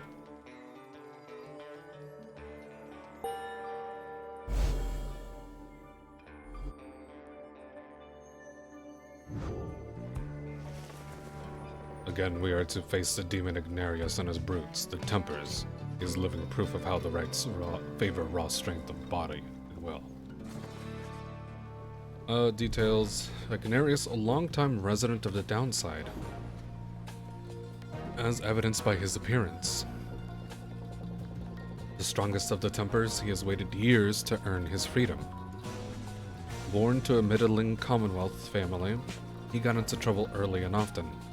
Found his calling in the Commonwealth's not entirely legal red light district. There he took many jobs, mostly involving his sheer size. Most notably, he was a bouncer at Starry 8, where he came to symbolize its reputation. An infamous tavern in the Commonwealth, it is widely believed that Commonwealth officials sometimes show up incognito here to blow off steam. One day, a particularly belligerent guest got under his skin, so he gave him a tremendous thrashing. The club clientele all gave a cheer.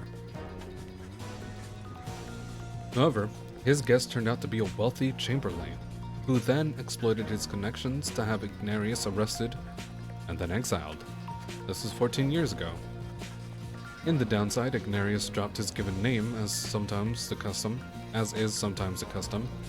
and survived alone through his tenacity and strength. In time, he drew the notice of the Tempers, who revealed to him the rights, recruited him into their ranks, and let him work his way up. Now at last it is his turn.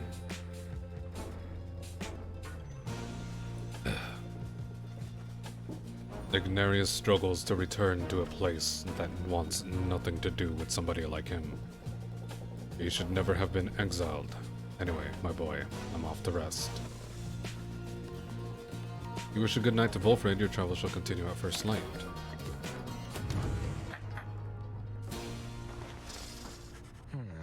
You're unaccustomed to seeing Bertrude smiling. There she is, doing just that. You soon see why. You have observed before how her manner seems to soften to the degree it can whenever Volfred is around. Abi, I'm so sorry. If only I could have seen their faces then. What was your secret, dare I ask, dear Bertrude? It appears that they are reminiscing about old times in the Commonwealth. Flame-resistant ink, Sandalwood. 'Twas the ink themselves which kept those volumes from being burnt to ash. What? I was saying I'm sorry because Big Bertrude's heart belongs to another. Belongs to Sandalwood here. Flame-resistant inks, of course. The good officers who came to visit, they were so intent on burning all the evidence. They did not stop to think the evidence was fireproof. No, Pooh. Alas, that they later found a way to burn the stamping press, regardless. Thy written words, they moved us many times, and many others whom we knew there in the southern bogs. Matter, dear Bertrude. What's done is done. At least, we made it difficult for them. Is that not so? While introducing some of our fellow citizens to new ideas. Perhaps. My words would not have reached near half as many were it not for you. Not to mention how I managed to elude them for another decade or so. I am ever thankful for your sacrifice. Thy thanks shall not be necessary, Sandalwood. Well, you shall have to take them from me anyhow. Thank you, Bertrude, for helping to fulfill a modest author's dream. What good's a stamping press without good inks? No good at all. Exchange a laugh at this, but then... Even still, through this new ordeal thou hast no love for us. Is that not so? Bertrude. Nay. We understand full well. Thou needest not further explain thyself. There are different kinds of love, Bertrude.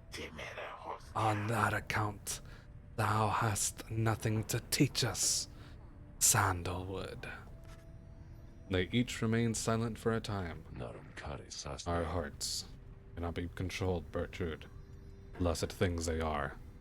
They act well on their own. He puts away his pipe. I'm blessed to have you in my life. Back in the Commonwealth, and here as well. I mean that.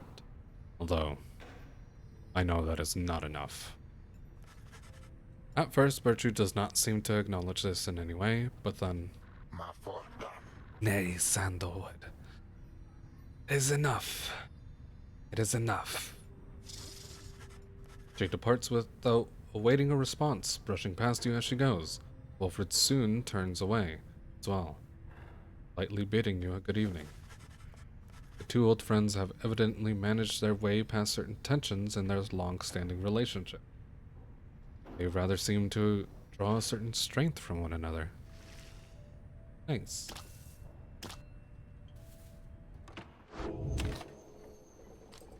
Let us continue.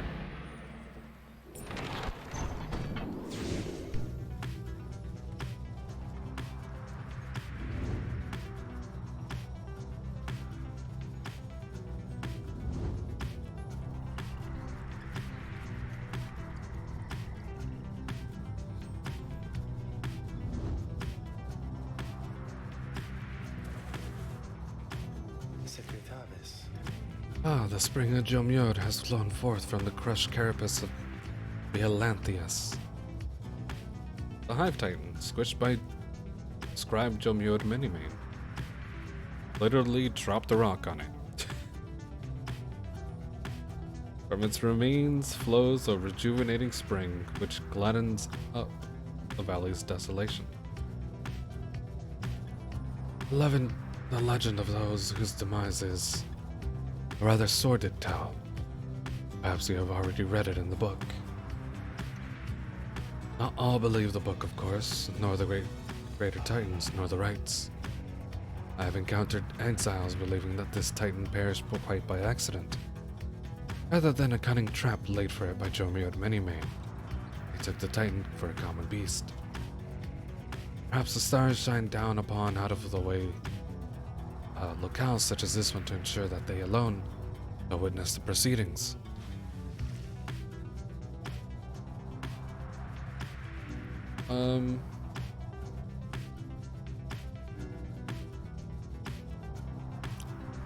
Let's go with Edwin.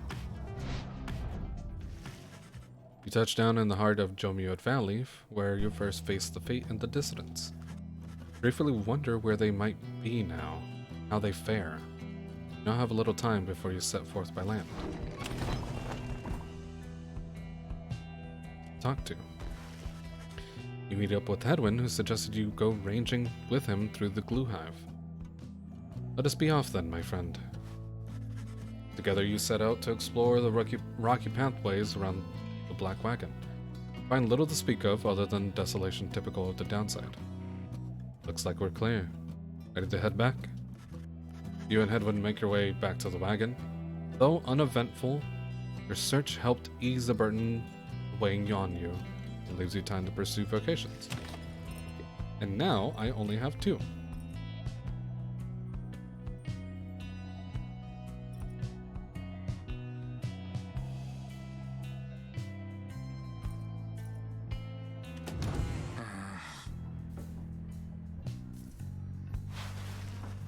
Edwin seems preoccupied with something, but sees you as you approach. Hey, my friend. Come, join me for a bit. His smile returns as you draw near. Oh, what a mess we've gotten ourselves into. Gotten you into. It's something I feel bad about. Back when we found you in the sandfolds, do you have any idea what you were getting into?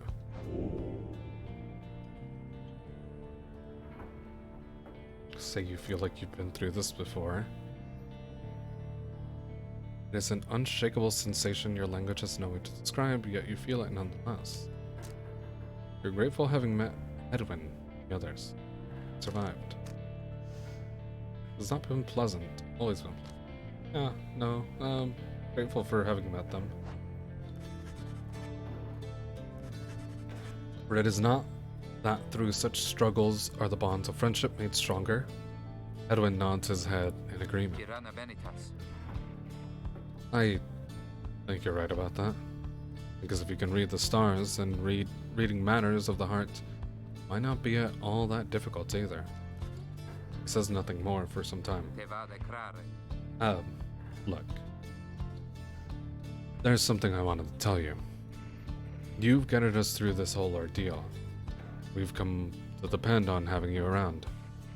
But when the time comes, I hope you do what's best for you. I know being part of a group like this, it's supposed to be all about the group, all about the greater goal. And I get that.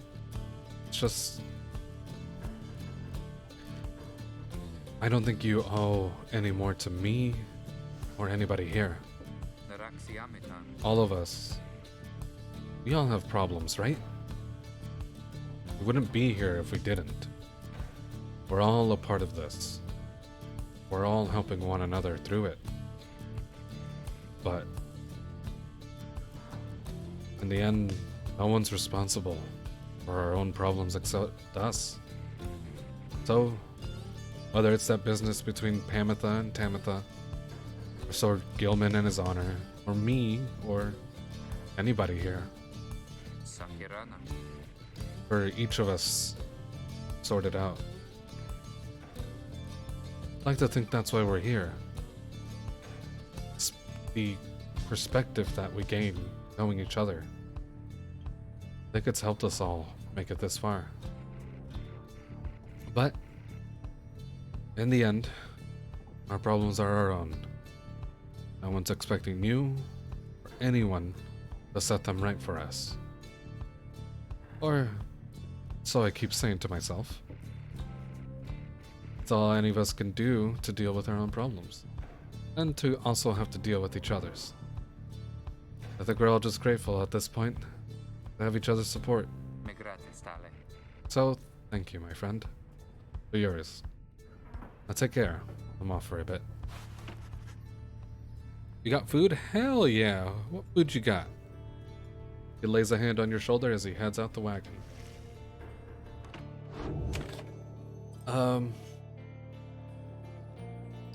Hold on. I need to look up. Because it's been so long, I don't remember what mentoring my companions mean.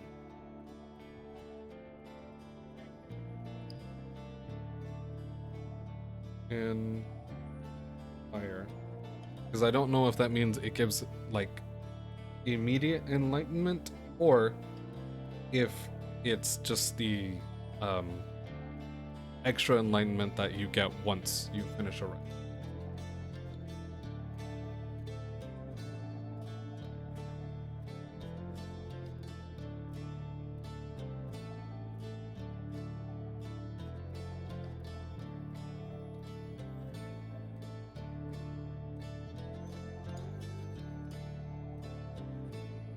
Heck, whatever. It seems like it's just... it just says enlightenment, or whatever.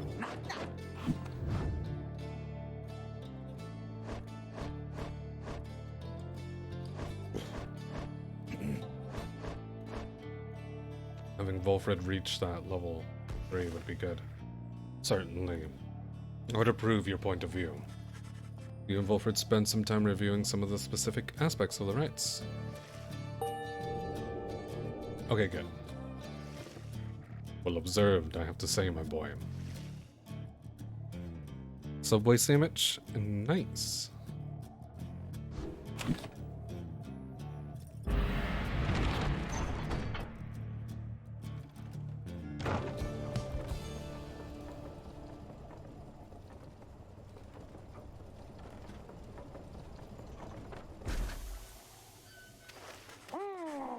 Deep in the dusty wastes of Jormute Valley, you find a messenger imp looking to bring you the latest news.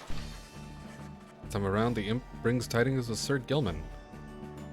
When at last his self-imposed exile came to an end, you learned that his return to the Commonwealth was met with much rejoicing.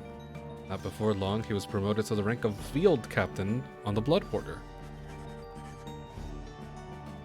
And yet, with tears welling in his eye, he did refuse the post, stating that he no longer had the heart to fight against the Highwing remnants, as he once did.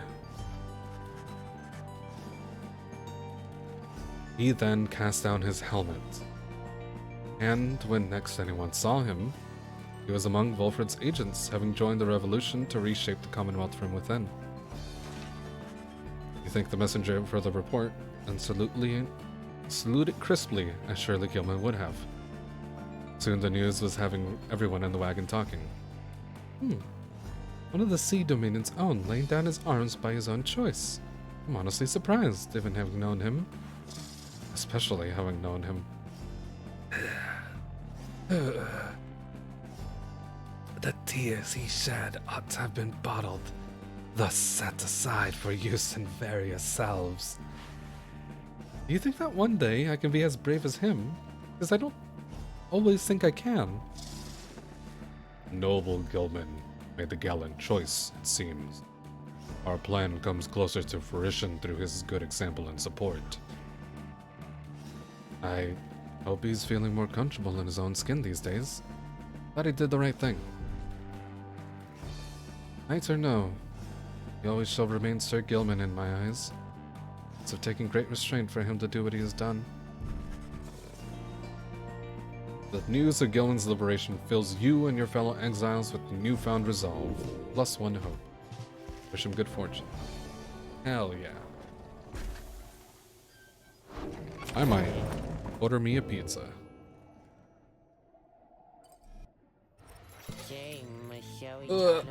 Falcon Ron.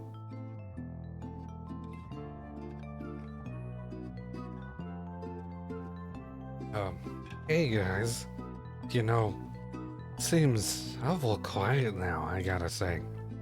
I thought that slippery little character what used to hang around you, I mean, talked like this a lot. Know what I mean? Hope he found that honor thing he's always gone on about. You know, got that in stock just now. Is this another curse thing? After dousing adversary's Pyre, bearer's Pyre recovers equal to 50% of damage dealt. Oh shit, that's real good too.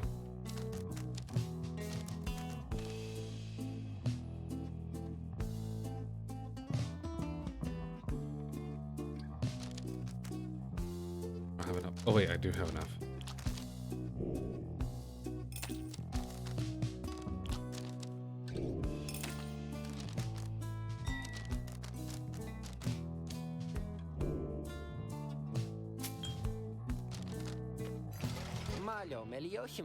Pleasure was all mine and Dad's, you guys.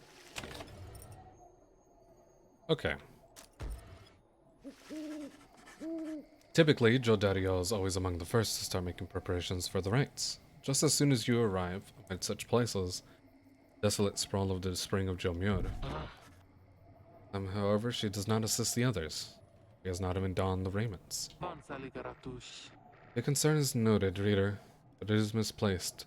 It is only that the one we are to face this time, Ignarius.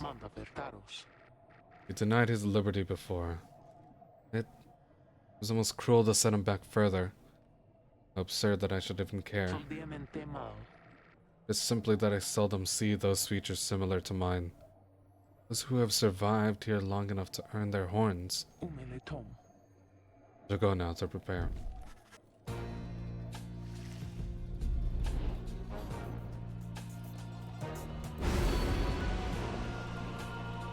Shaq's 6 shoulders.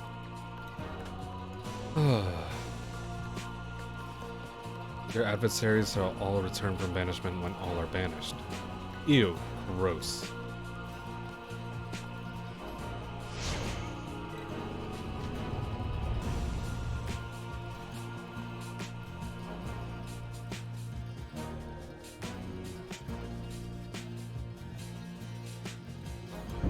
Hear me, you exiles of the Night Wings.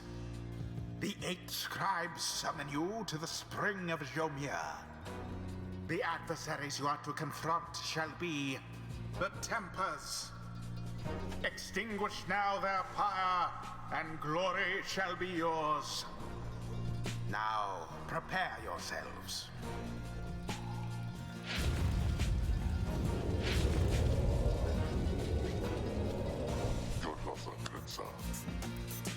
Hey, hey. Well, if it isn't Curly Horns. Surprised they didn't let you out already. Not that I'm complaining. Anum Zed, hey, thank you for the follow. I hope you're having a good day.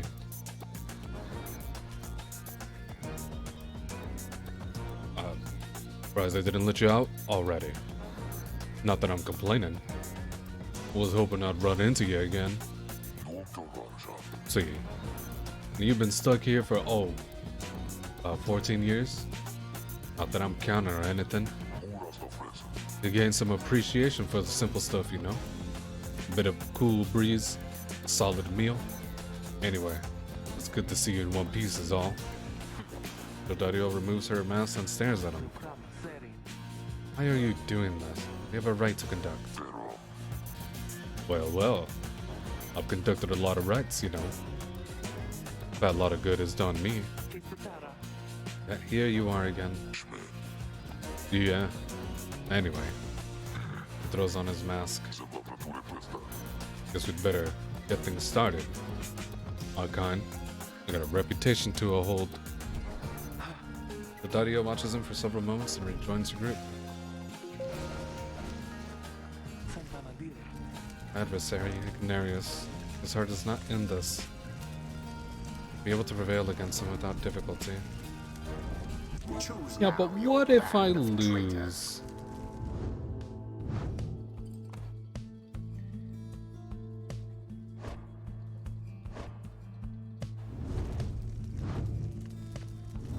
Oops.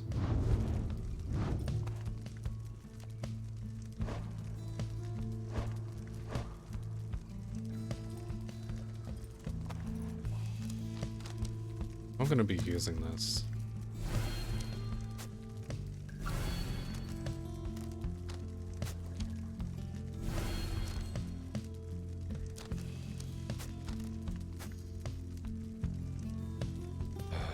I think it'd be right to put him in. Actually, wait, what is the other team? Speedy Boy?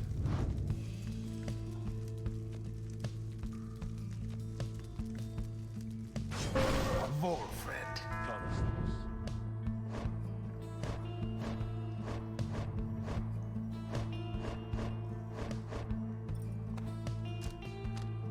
Let's make some money. Gay. Shiru-sama?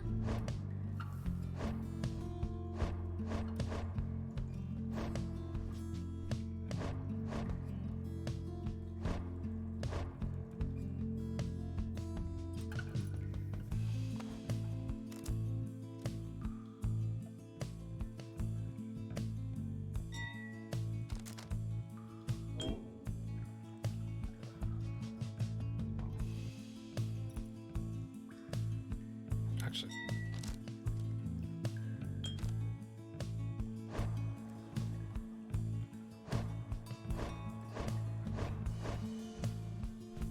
Oh.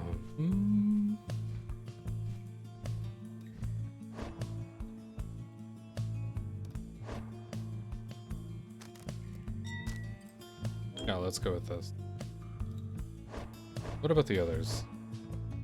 Ah, but Bertrude's almost leveled up. She's almost leveled up.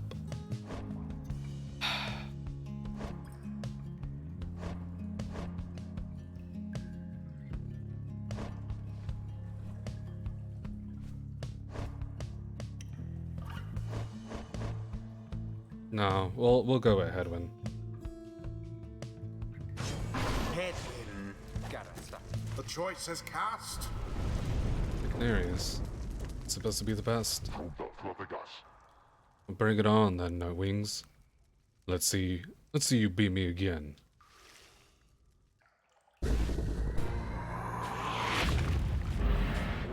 Commence. Seize the orb.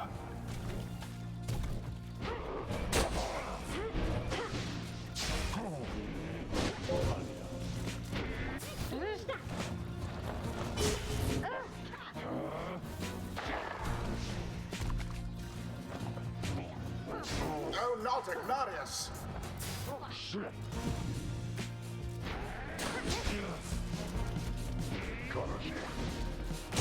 The Nightwings thus assert Easy. themselves.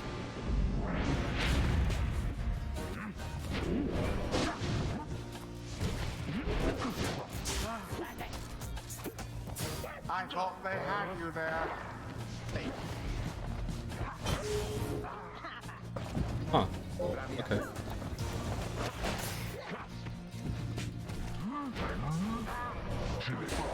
Both banished.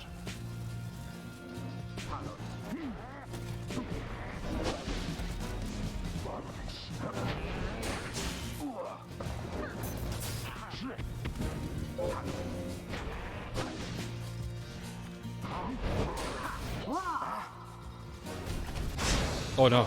Tough luck, Nightwings. Fuck.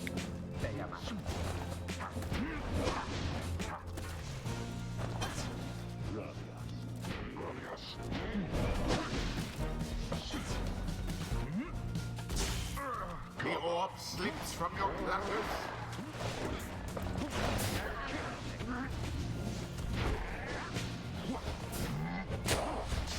United in Nice. punishment. That's actually really good. Oh shit.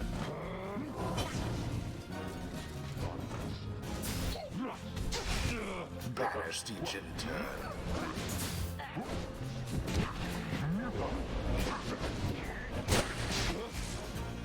Just keep bringing Wolfred back.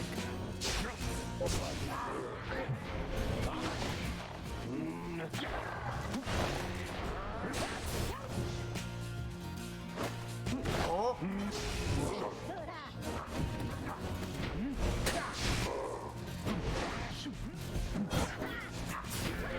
Why, that was all of them. The orb has hit the mark. Nice. And we got extra money from that. The orb is up. Yea, plunged into the fire.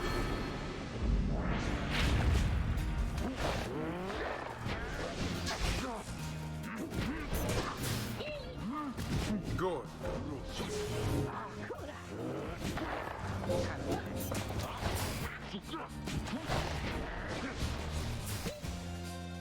Yeah?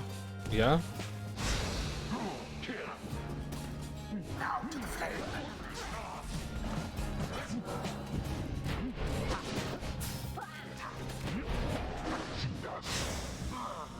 Ooh.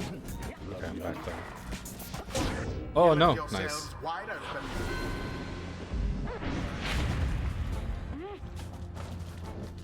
The orb.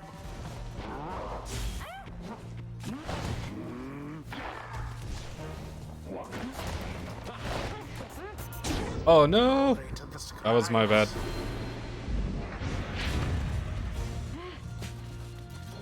Yes. Their fire weakens. Alright, we're at max money. Ugh. You Night Wings, you've been practicing, ain't you? And what about you, Iggy? You're just a washed up old goat. You're through. How long you gonna keep at this, getting weaker and weaker? Worse and worse, huh? Come on, man, Night Wings. Finish it already, will ya? Sooner we wrap this up, sooner we all can catch some shut-eye. Put an end to this damn day.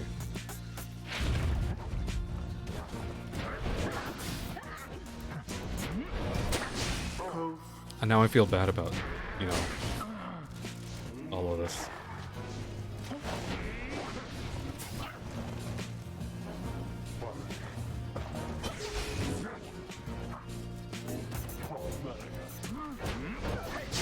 Stand not in glory's path.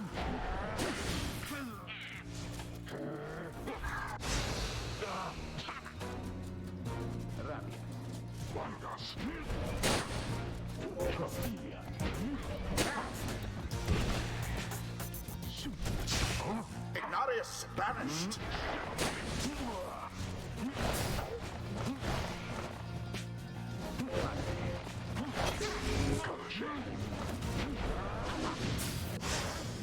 Pathetic.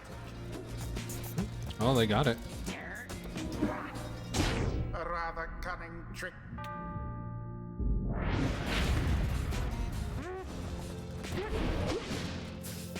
Now then.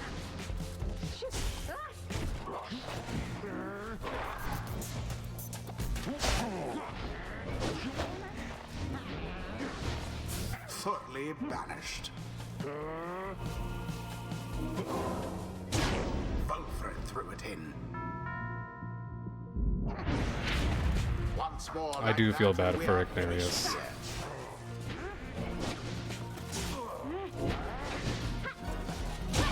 And it is done. The Night Wings prevail. They hardly deserved it, though, if you ask me. The rite is ended. Well, Curly Horn, can I tell you? Guess your Nightwing still got a spring in your step. It have prevailed. Why'd you hold back? You really want to know there, huh? Indulge me. Sure. You're free tomorrow night? Dario scoffs at this. She dons her mask. Then she turns and walks away from him without another word. Daenerys simply stands and stares. Damn. Always is there greater knowledge to be gained.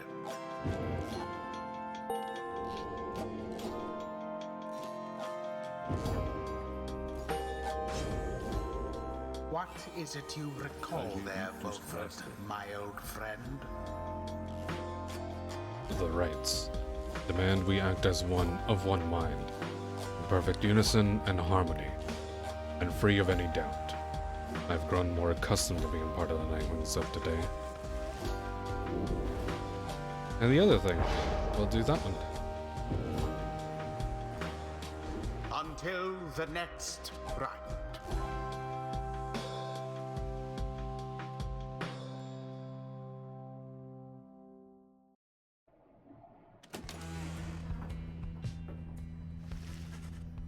After you overcame the tempers with ease, there's little time for you to rest as yet. The night beckons, and the next rite reveals itself to be a vital one. It is already time, reader. Come see for yourself. The coldness of the season now presents to us another chance. He heads out straight away, and you follow him in turn. Indeed, among the remaining stars, you see one with which you are familiar now burns ever brightly. Pursue it. Who are we fighting?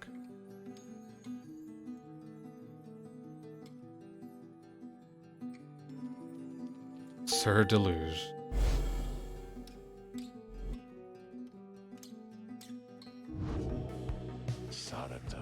Already are the Nightwings summoned back to Mount Olorial.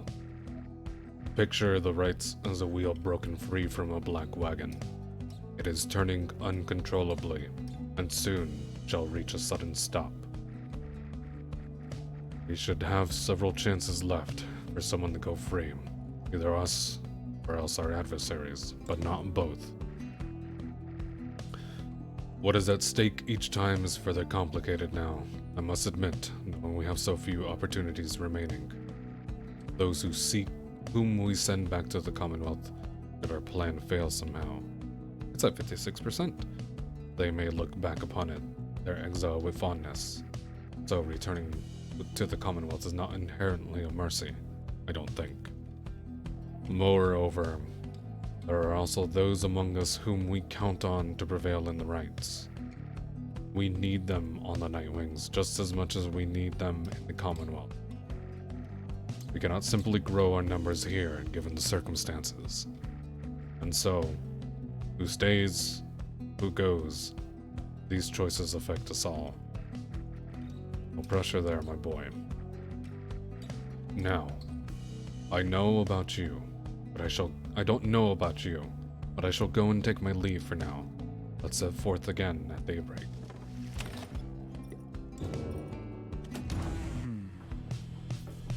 What you got, Hedwyn? You can tell something's troubling Hedwyn from the moment you approach. You're not the only one either. It's like a case of a broken heart to me there, Rita darling. Trust me on that one. Hedwyn overhears. It's nothing. I think all the travel's catching up with me is all. You don't make much of a liar, Hedwyn darling. Now then, let's have her name. Or his. Not obvious, is it? That obvious. Now, go on. Edwin hesitates a while, then. Her name was Vikani. Look at her, she's pretty. Vikani? That's a harp's name. Yes. She's from the mountains, same as you. You don't mean Vikani Shang, do you? We feared her lost in the gorge. Vikani Shang. Ametha had a brief acquaintance with. What? You know her? Come on, Hedwyn. How many of us harps do you think there are? The Commonwealth has been rather successful scouring my people from our world. But yes, Vikani Shang and I had spent some time together in the past. On a few sorties now and then. We were in different units though.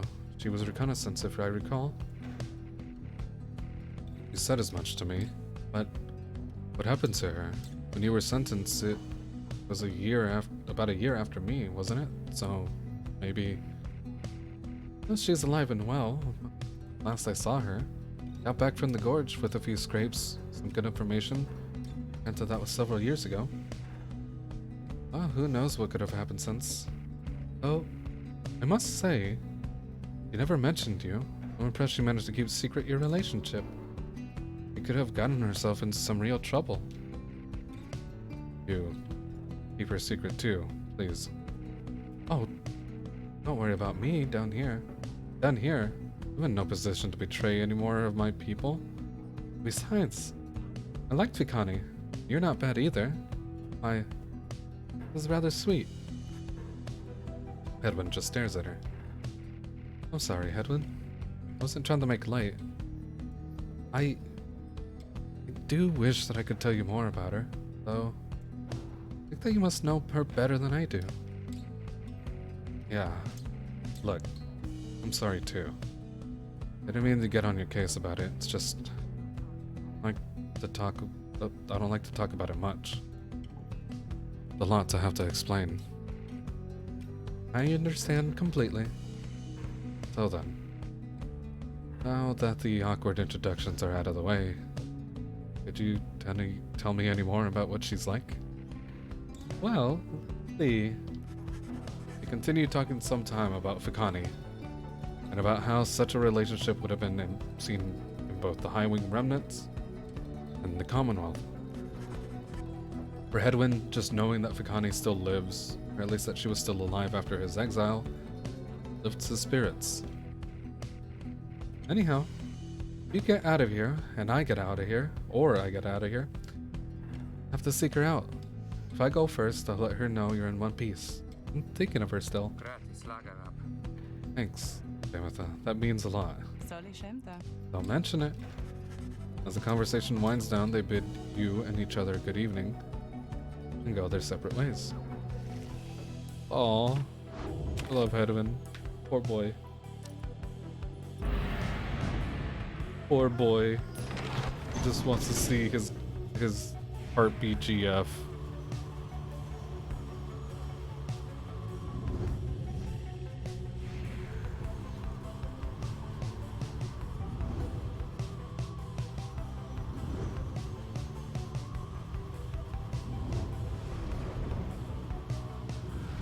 I'm not gonna run into this one.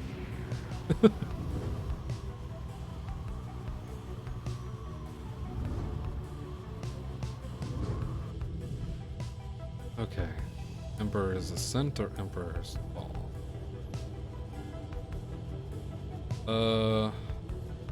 Yeah, Bertrude.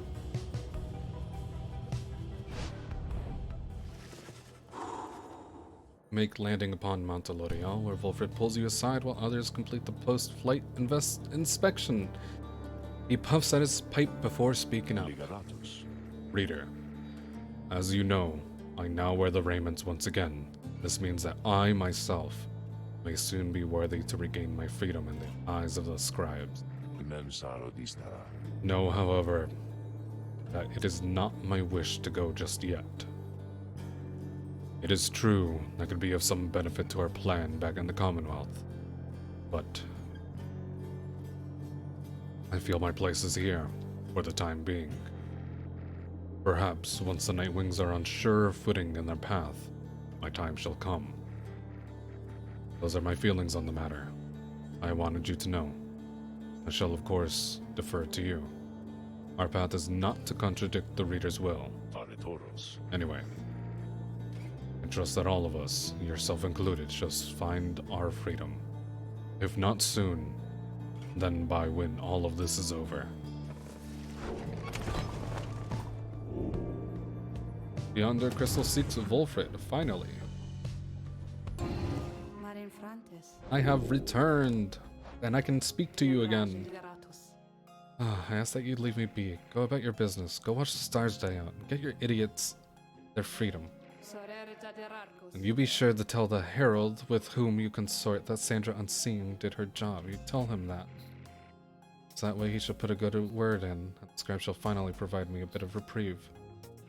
Do not know what else to do, reader. You remain with her, letting her draw whatever strength and comfort from your thoughts we're able to afford. It's kind of you. However, let's conduct our business. And not for your pity. Do not come visit me again like this, without my asking, I insist. Crab child.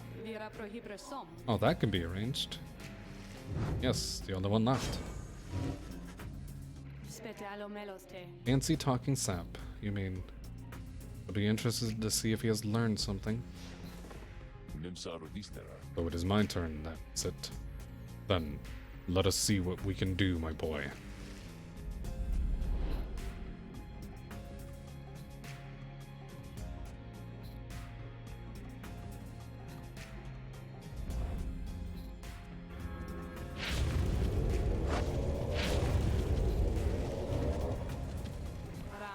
Listen well, Sam, you answer to me.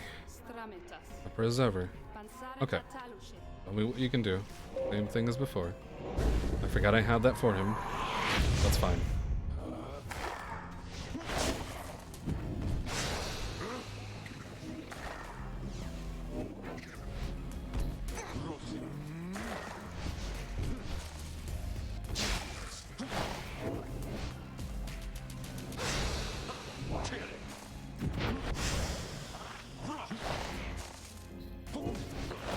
Oh gosh. Just walk in, please.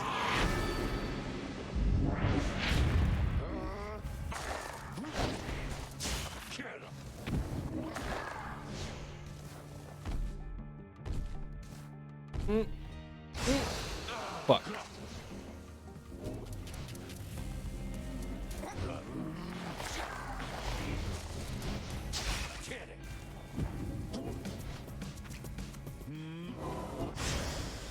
Hell yeah. Oh no! I've been tricked. Oh no. Note to self. That doesn't really work that well.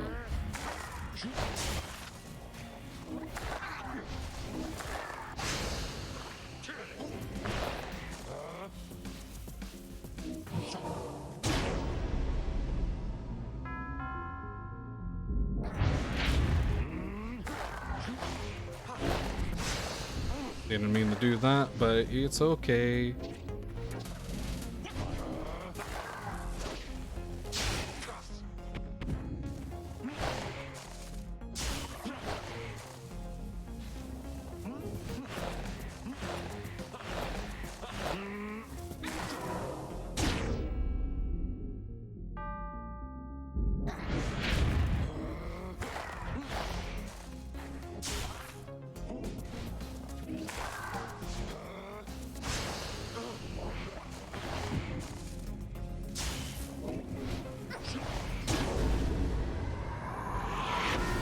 Yeah, note to self. Try not to. They're so close. Do not like panic. Do the thing.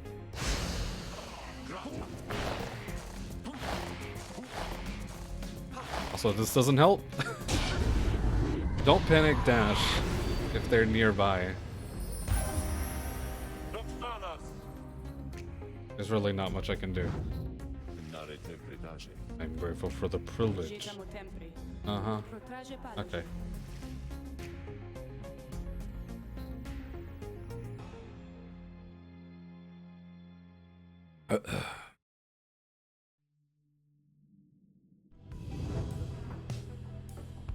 Sandra in a long time. Lose bow. Link ability transports him 50% farther than usual. I don't really need that. Okay.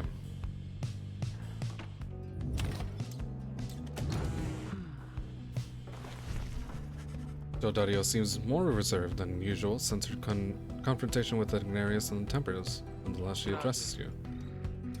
Tell me something, reader. Back where you came from. Did you have someone who you considered close? I believe the memory of that relationship is something you share.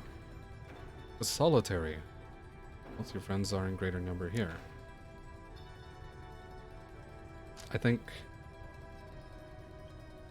based on the answers that we chose before this one, no one. I have more friends here than in the Commonwealth. She shows no reaction to this, but you can tell that she's listening. See, led a solitary life as well. Though, for a time I had someone. Is something which did not end well, but there were times. We had our times. He looks up at you then. Ignarius, he is a base fool. We have not a thing in common save a set of horns. Yet here I am, drawing comparisons with how I felt at times back in the Commonwealth. Speaking to you of him. A little old to be having such thoughts, reader. Especially in a place as this. Thank you for your time. I do not reveal this to the others. It is a trifling matter and not to be of anyone's concern. Especially not mine. Jodadio makes evident that she has nothing more to say about this. Tell her Ignarius seems alright. Like trouble. Tell her you care for her. To not see which. Evident that she wishes to be left alone at this. Tell her goodbye. What would you guys say? I'm just gonna say goodbye for now.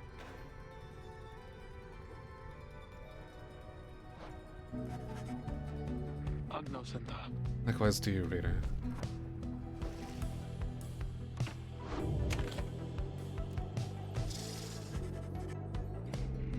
Ye ancient gods who fled among the stars, grant thy boon on Sandalwood if one is to be granted. He still seems to believe in ye, to some extent at least. Thus, shall we do the same for now, and honor thy traditions. Soon she is finished paying her respects. Returns to the wagon in silence, feeling as though Gol Golathanian has shown you favor. Soon shall ascend the mountain. Virtue gains +2 hope. I should have said you care for her, but I think that was the scene. I've done that before. No, hold on. I think that's a different scene. No, it might be the same.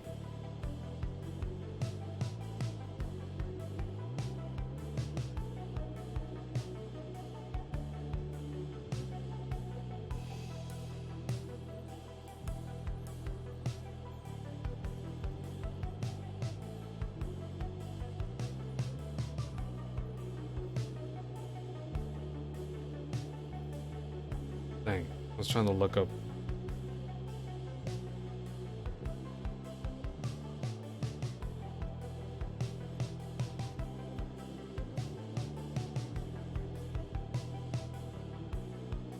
Excuse me.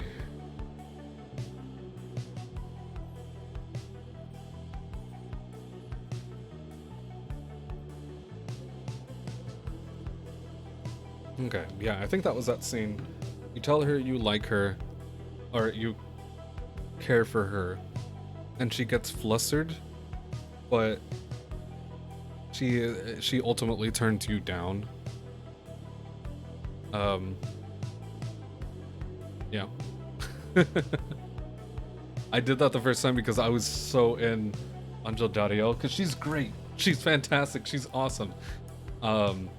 And when that scene came out, I wasn't sure if we were gonna get it though, because I feel like I got that scene my first playthrough way earlier than we did this time. But yeah, you can tell her that you like her, and I think this is pretty funny.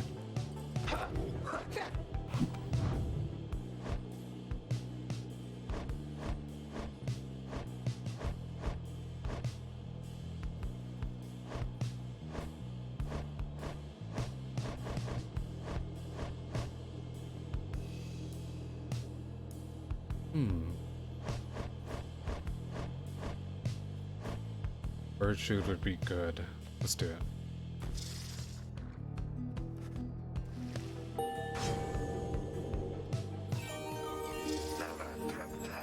This land's so rife with eldritch knowledge, long forbidden in the Commonwealth.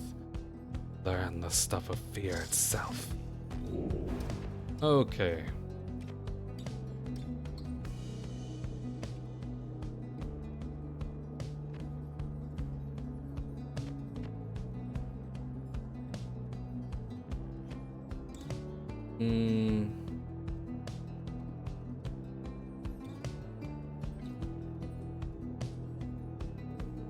Yeah, let's do Greater Blast. Appears to us thou knowest something of the stars, after all.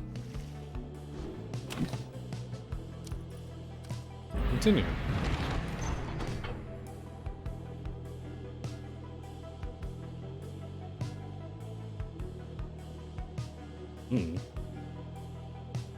Let's go ahead, man.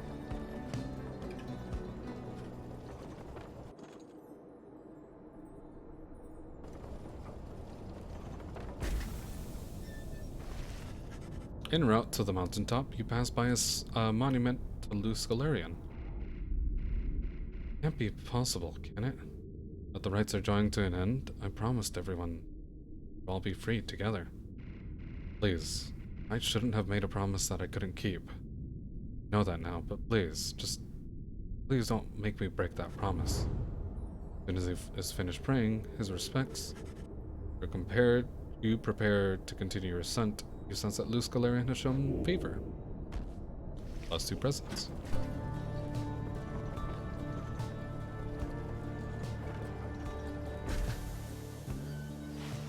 You and your fellow exiles gather at the foot of the Scribe's Gate before an archway carved of stone, where stands the Gate Guardian. Greetings to you, Celeste.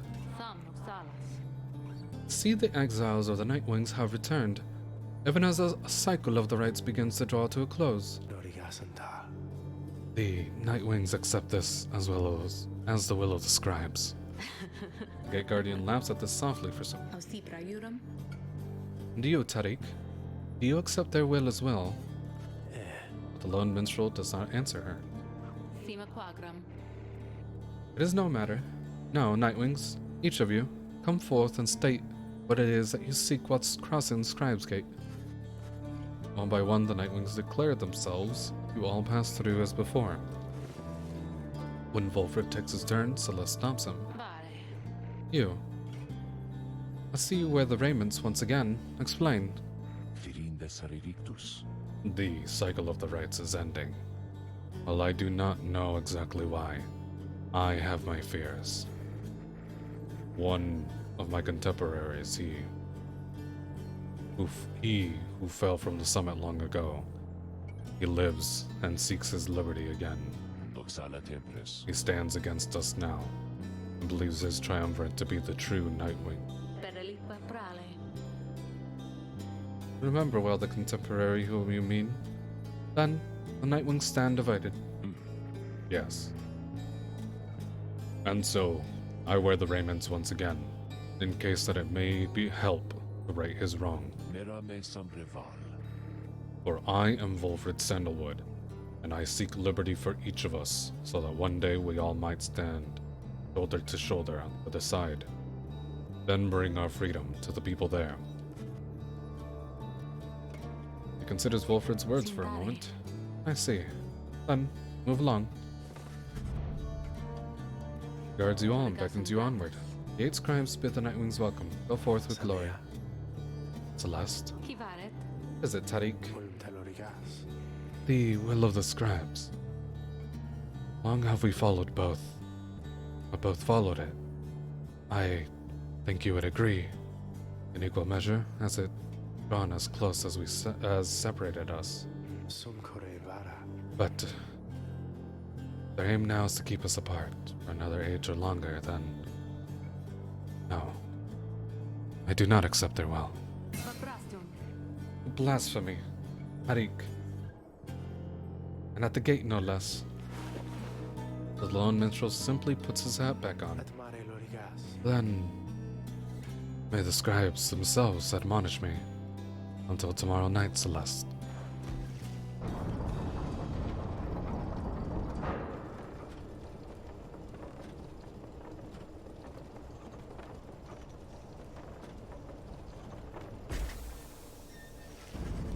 Having reached the peak of Mount Elodiel again, you see the vastness of the downside all around you. It leaves you deep in thought regarding which of your companions ought go free this night, as Sir Gilman did the last time. Ron! I've never thought I would say such things, my boy, but it is good to wear the raiments and the rights once more. The march of time does have a way of healing certain hurts. Besides, the Nightwings of today, we are very different beasts than the Triumvirate which took me in almost a decade ago. Ours was a Triumvirate of exactly 3. Well, 4 with Tizo, who proved to be an exception, though historically, the Nightwings never took on more exiles than needed. I've mentioned my predecessor, Brighton, and my former companions, Arissa and Orlek. Perhaps naively, I had hoped my time with them would not be relevant directly to what we now attempt. But, seeing as our stories are now intertwined, do let me know if there is more you wish to learn of them. Ask about Brighton. I've never met Brighton in person, but I know him rather well by now. Though, for that matter, my boy, so do you. Brighton was born wealthy but not special, otherwise. You would have no reason to have heard of him. He was exiled for negligent misconduct. I do not know exactly why and do not care for spreading rumors. I first heard of him through Arissa and Orlek, who found me in a suitable replacement following his liberation. I spoke little of him. Orlek gave the impression they did not see eye to eye, but he assured me I'd soon hear from him myself. Indeed. As I became accustomed to the book, which you know well by now, I soon began to hear a voice. Wilfred looks at you as if to see if you yet take his meaning. Which, if you don't know, you haven't pieced it together, Brighton is the voice. You see, my boy, after Brighton's liberation, he assumed a new identity within the Commonwealth, and a new responsibility to the Triumvirate which liberated him. That voice you hear from time to time, and so ever the stars align, it's his. He is no longer Brighton. He is now none other than the Archjustice Androbeles IX himself. The Grand Judge and figurehead under whose watch the Commonwealth is governed in this day. Those who violate the law of the Commonwealth face sentencing by the appointed Archjustice, the exact man who has cast down so many others wrongfully. Liberated exiles retain certain burdens to their old triumvirates. They have much to thank for them, not just their freedom, but their exalted status in the Commonwealth. The theocratic ruler of the Commonwealth, they do not wear masks and raiment simply for the sake of ceremony. They are not who they appear to be. Their public pasts are nothing but a fabrication. Like Brighton, they once were exiles too. Brighton, that voice. He has no love for either one of us by now. He knows full well what we attempt to do, yet he is bound by the traditions of the rites. He shall always stand on ceremony and complain, but I think he knows deep down that he is powerless. How ironic that one of such high status in the Commonwealth would be so frightened of some long-forgotten exiles such as we. Anyway, that's Brighton for you. He must have seen you. He's seen in you the potential to be one of his staunch supporters for a time. If that's a path you'd wanted to pursue, I should apologize. Now then, whom else shall we talk about? Let's talk about Orisa. I'm afraid you know the brunt of it, my boy. But I suppose you ought to know something of Orisa's past, lest you be quick to judge her solely by her actions. Mind you, I would never make excuses for the terrible choices she ultimately made, but her life, I understand, was very difficult. Orisa had been exiled for the foulest of acts. You could see it plainly branded on her face. Did you? I don't know. Such was the heinousness of what she did in the Commonwealth. She was an apprentice blacksmith in her youth, taking up the post left by her brother.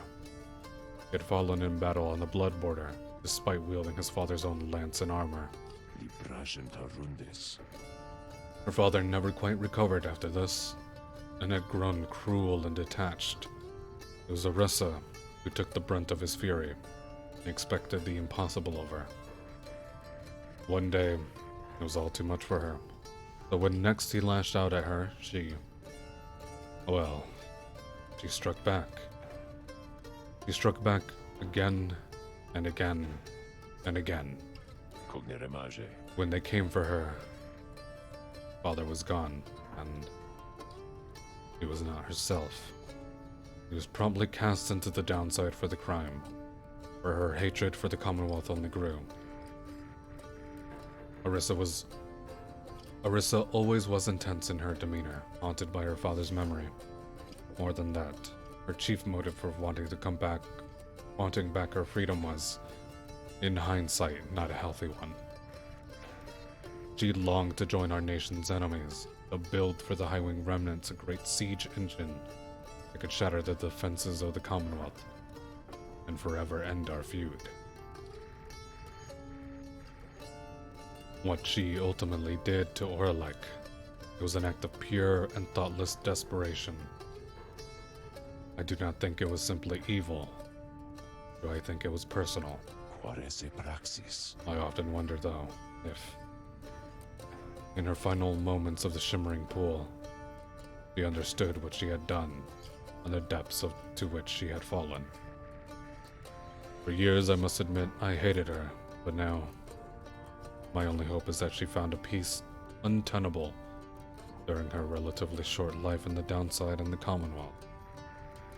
Furthermore, the life of Orisa offers some perspective yet, to those of us who have not made the same mistakes.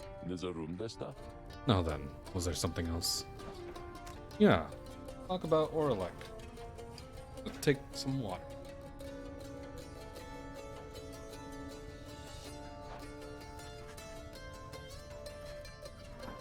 He remained silent for some time.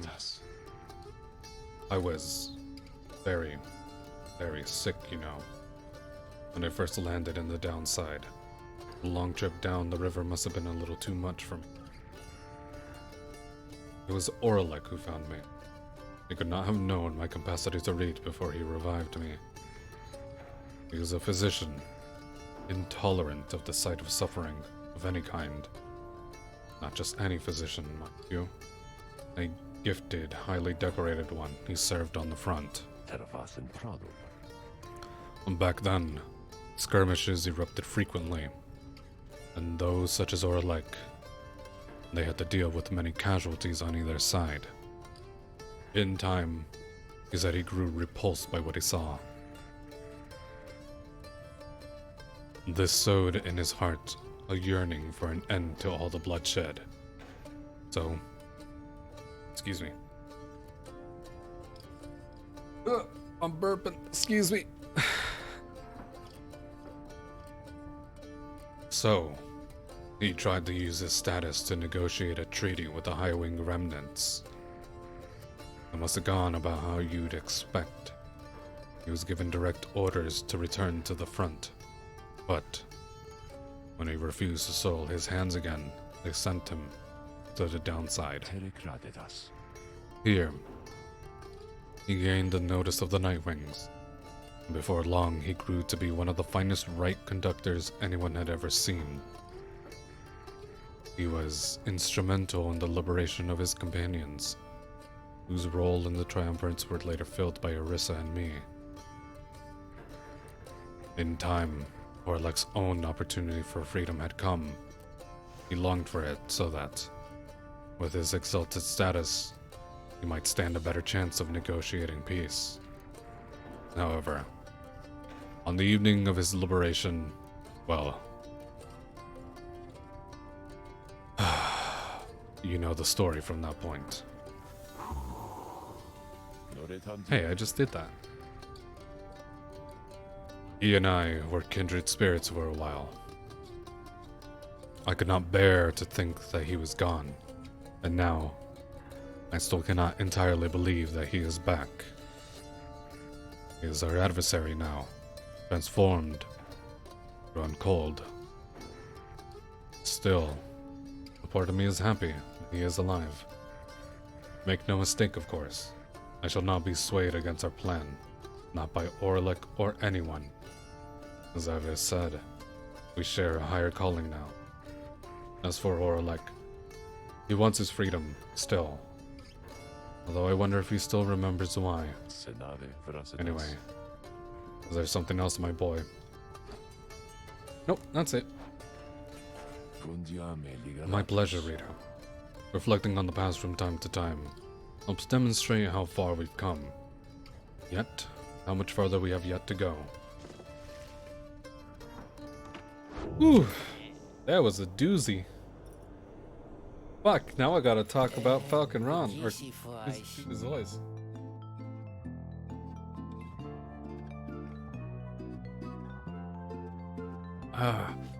Hey guys. So, I don't know what's going on upstairs. The stars all acting real weird and stuff. But let me tell you something here. You ain't gonna find a better deal on all this stuff from anyone. I mean, anybody on the downside. You can trust me when I tell you that, okay? So, go ahead and stock up. Ugh. Permanently grants one hope. Fuck, that's really good.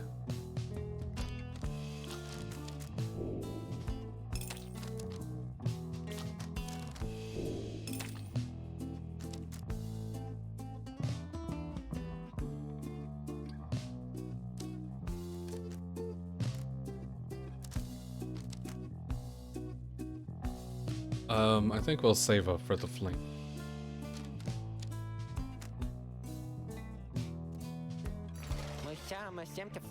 You guys take care. I'm tired of doing. There's so much water, Pepe hams. Reader, your companions are gathered there under the fall. She'll be counting on you. Indeed. As the cycle of the rites turns ever faster, so too is our plan set in motion. My agents in the Commonwealth are beginning to cause a bit of stir out there, and word has reached high places that the rites are ending. This is our chance, so let us not despair. Should victory elude us here, we shall make the most of whatever the scribes may have in store for us. That is to say, good luck, my boy. It's time.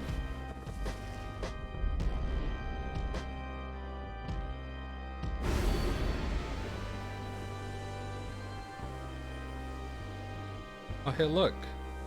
Last one, I think. Oh, it's not the last one. Dullness, the locket. Star of Ash Titan, once routed by the 8 scribes and Black Mason. Will recover up to 5 each time they douse with Pyre. No thanks.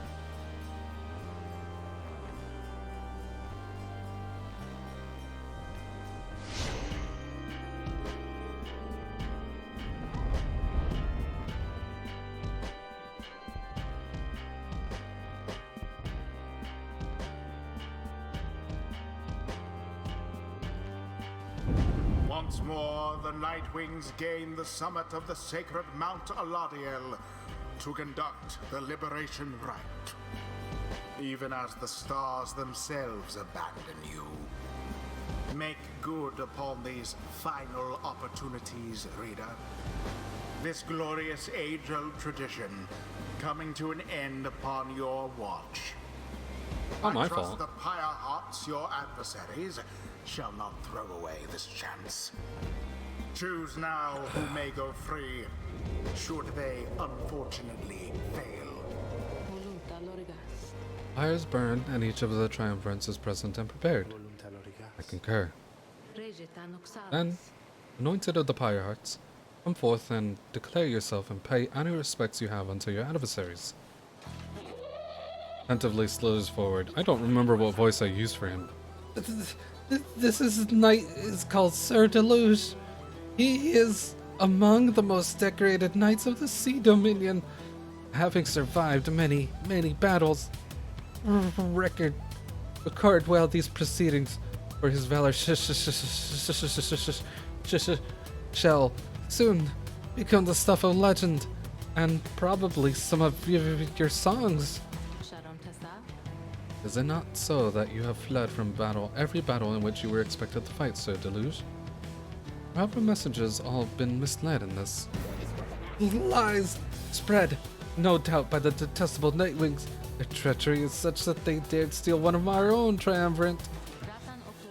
It is for the triumvirates to decide who shall stand with them. If one of your Pyre Hearts was taken in by the Nightwings, then ask yourself why your companion would have left.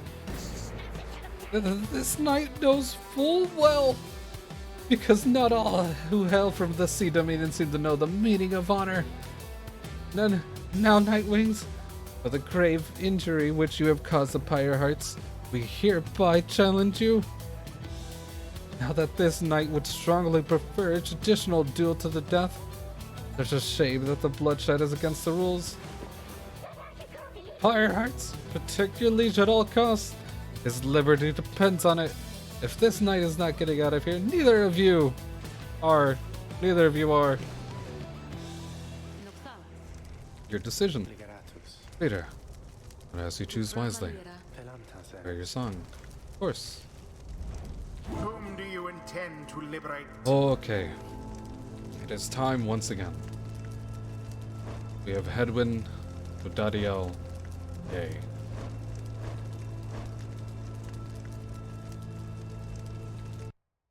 Time to poll once again.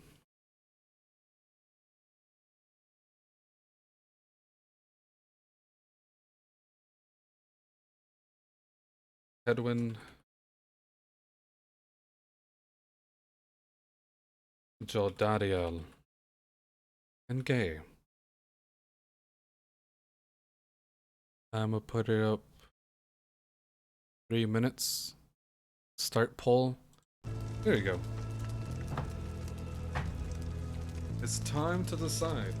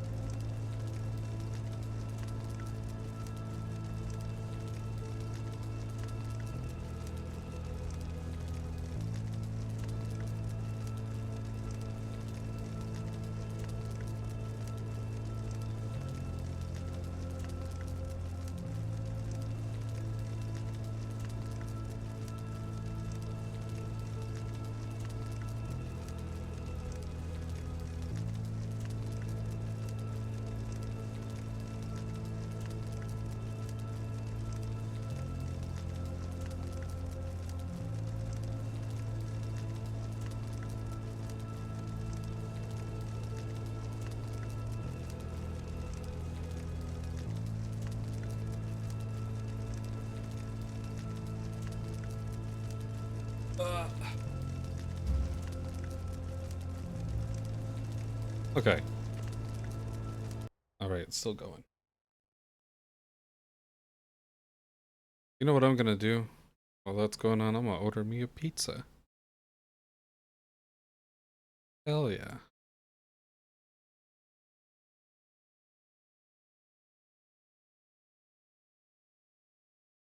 Am I hungry enough for a large? Fuck it. Let's get a large.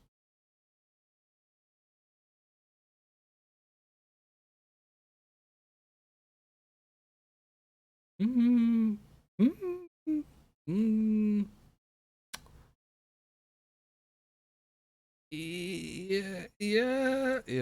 Yeah, let's go with the large.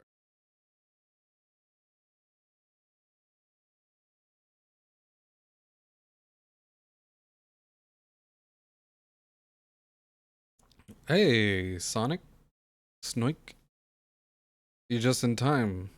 We're choosing who to anoint for freedom. I'm also getting a large pizza. Hope you're having a good day, my dude. How you doing?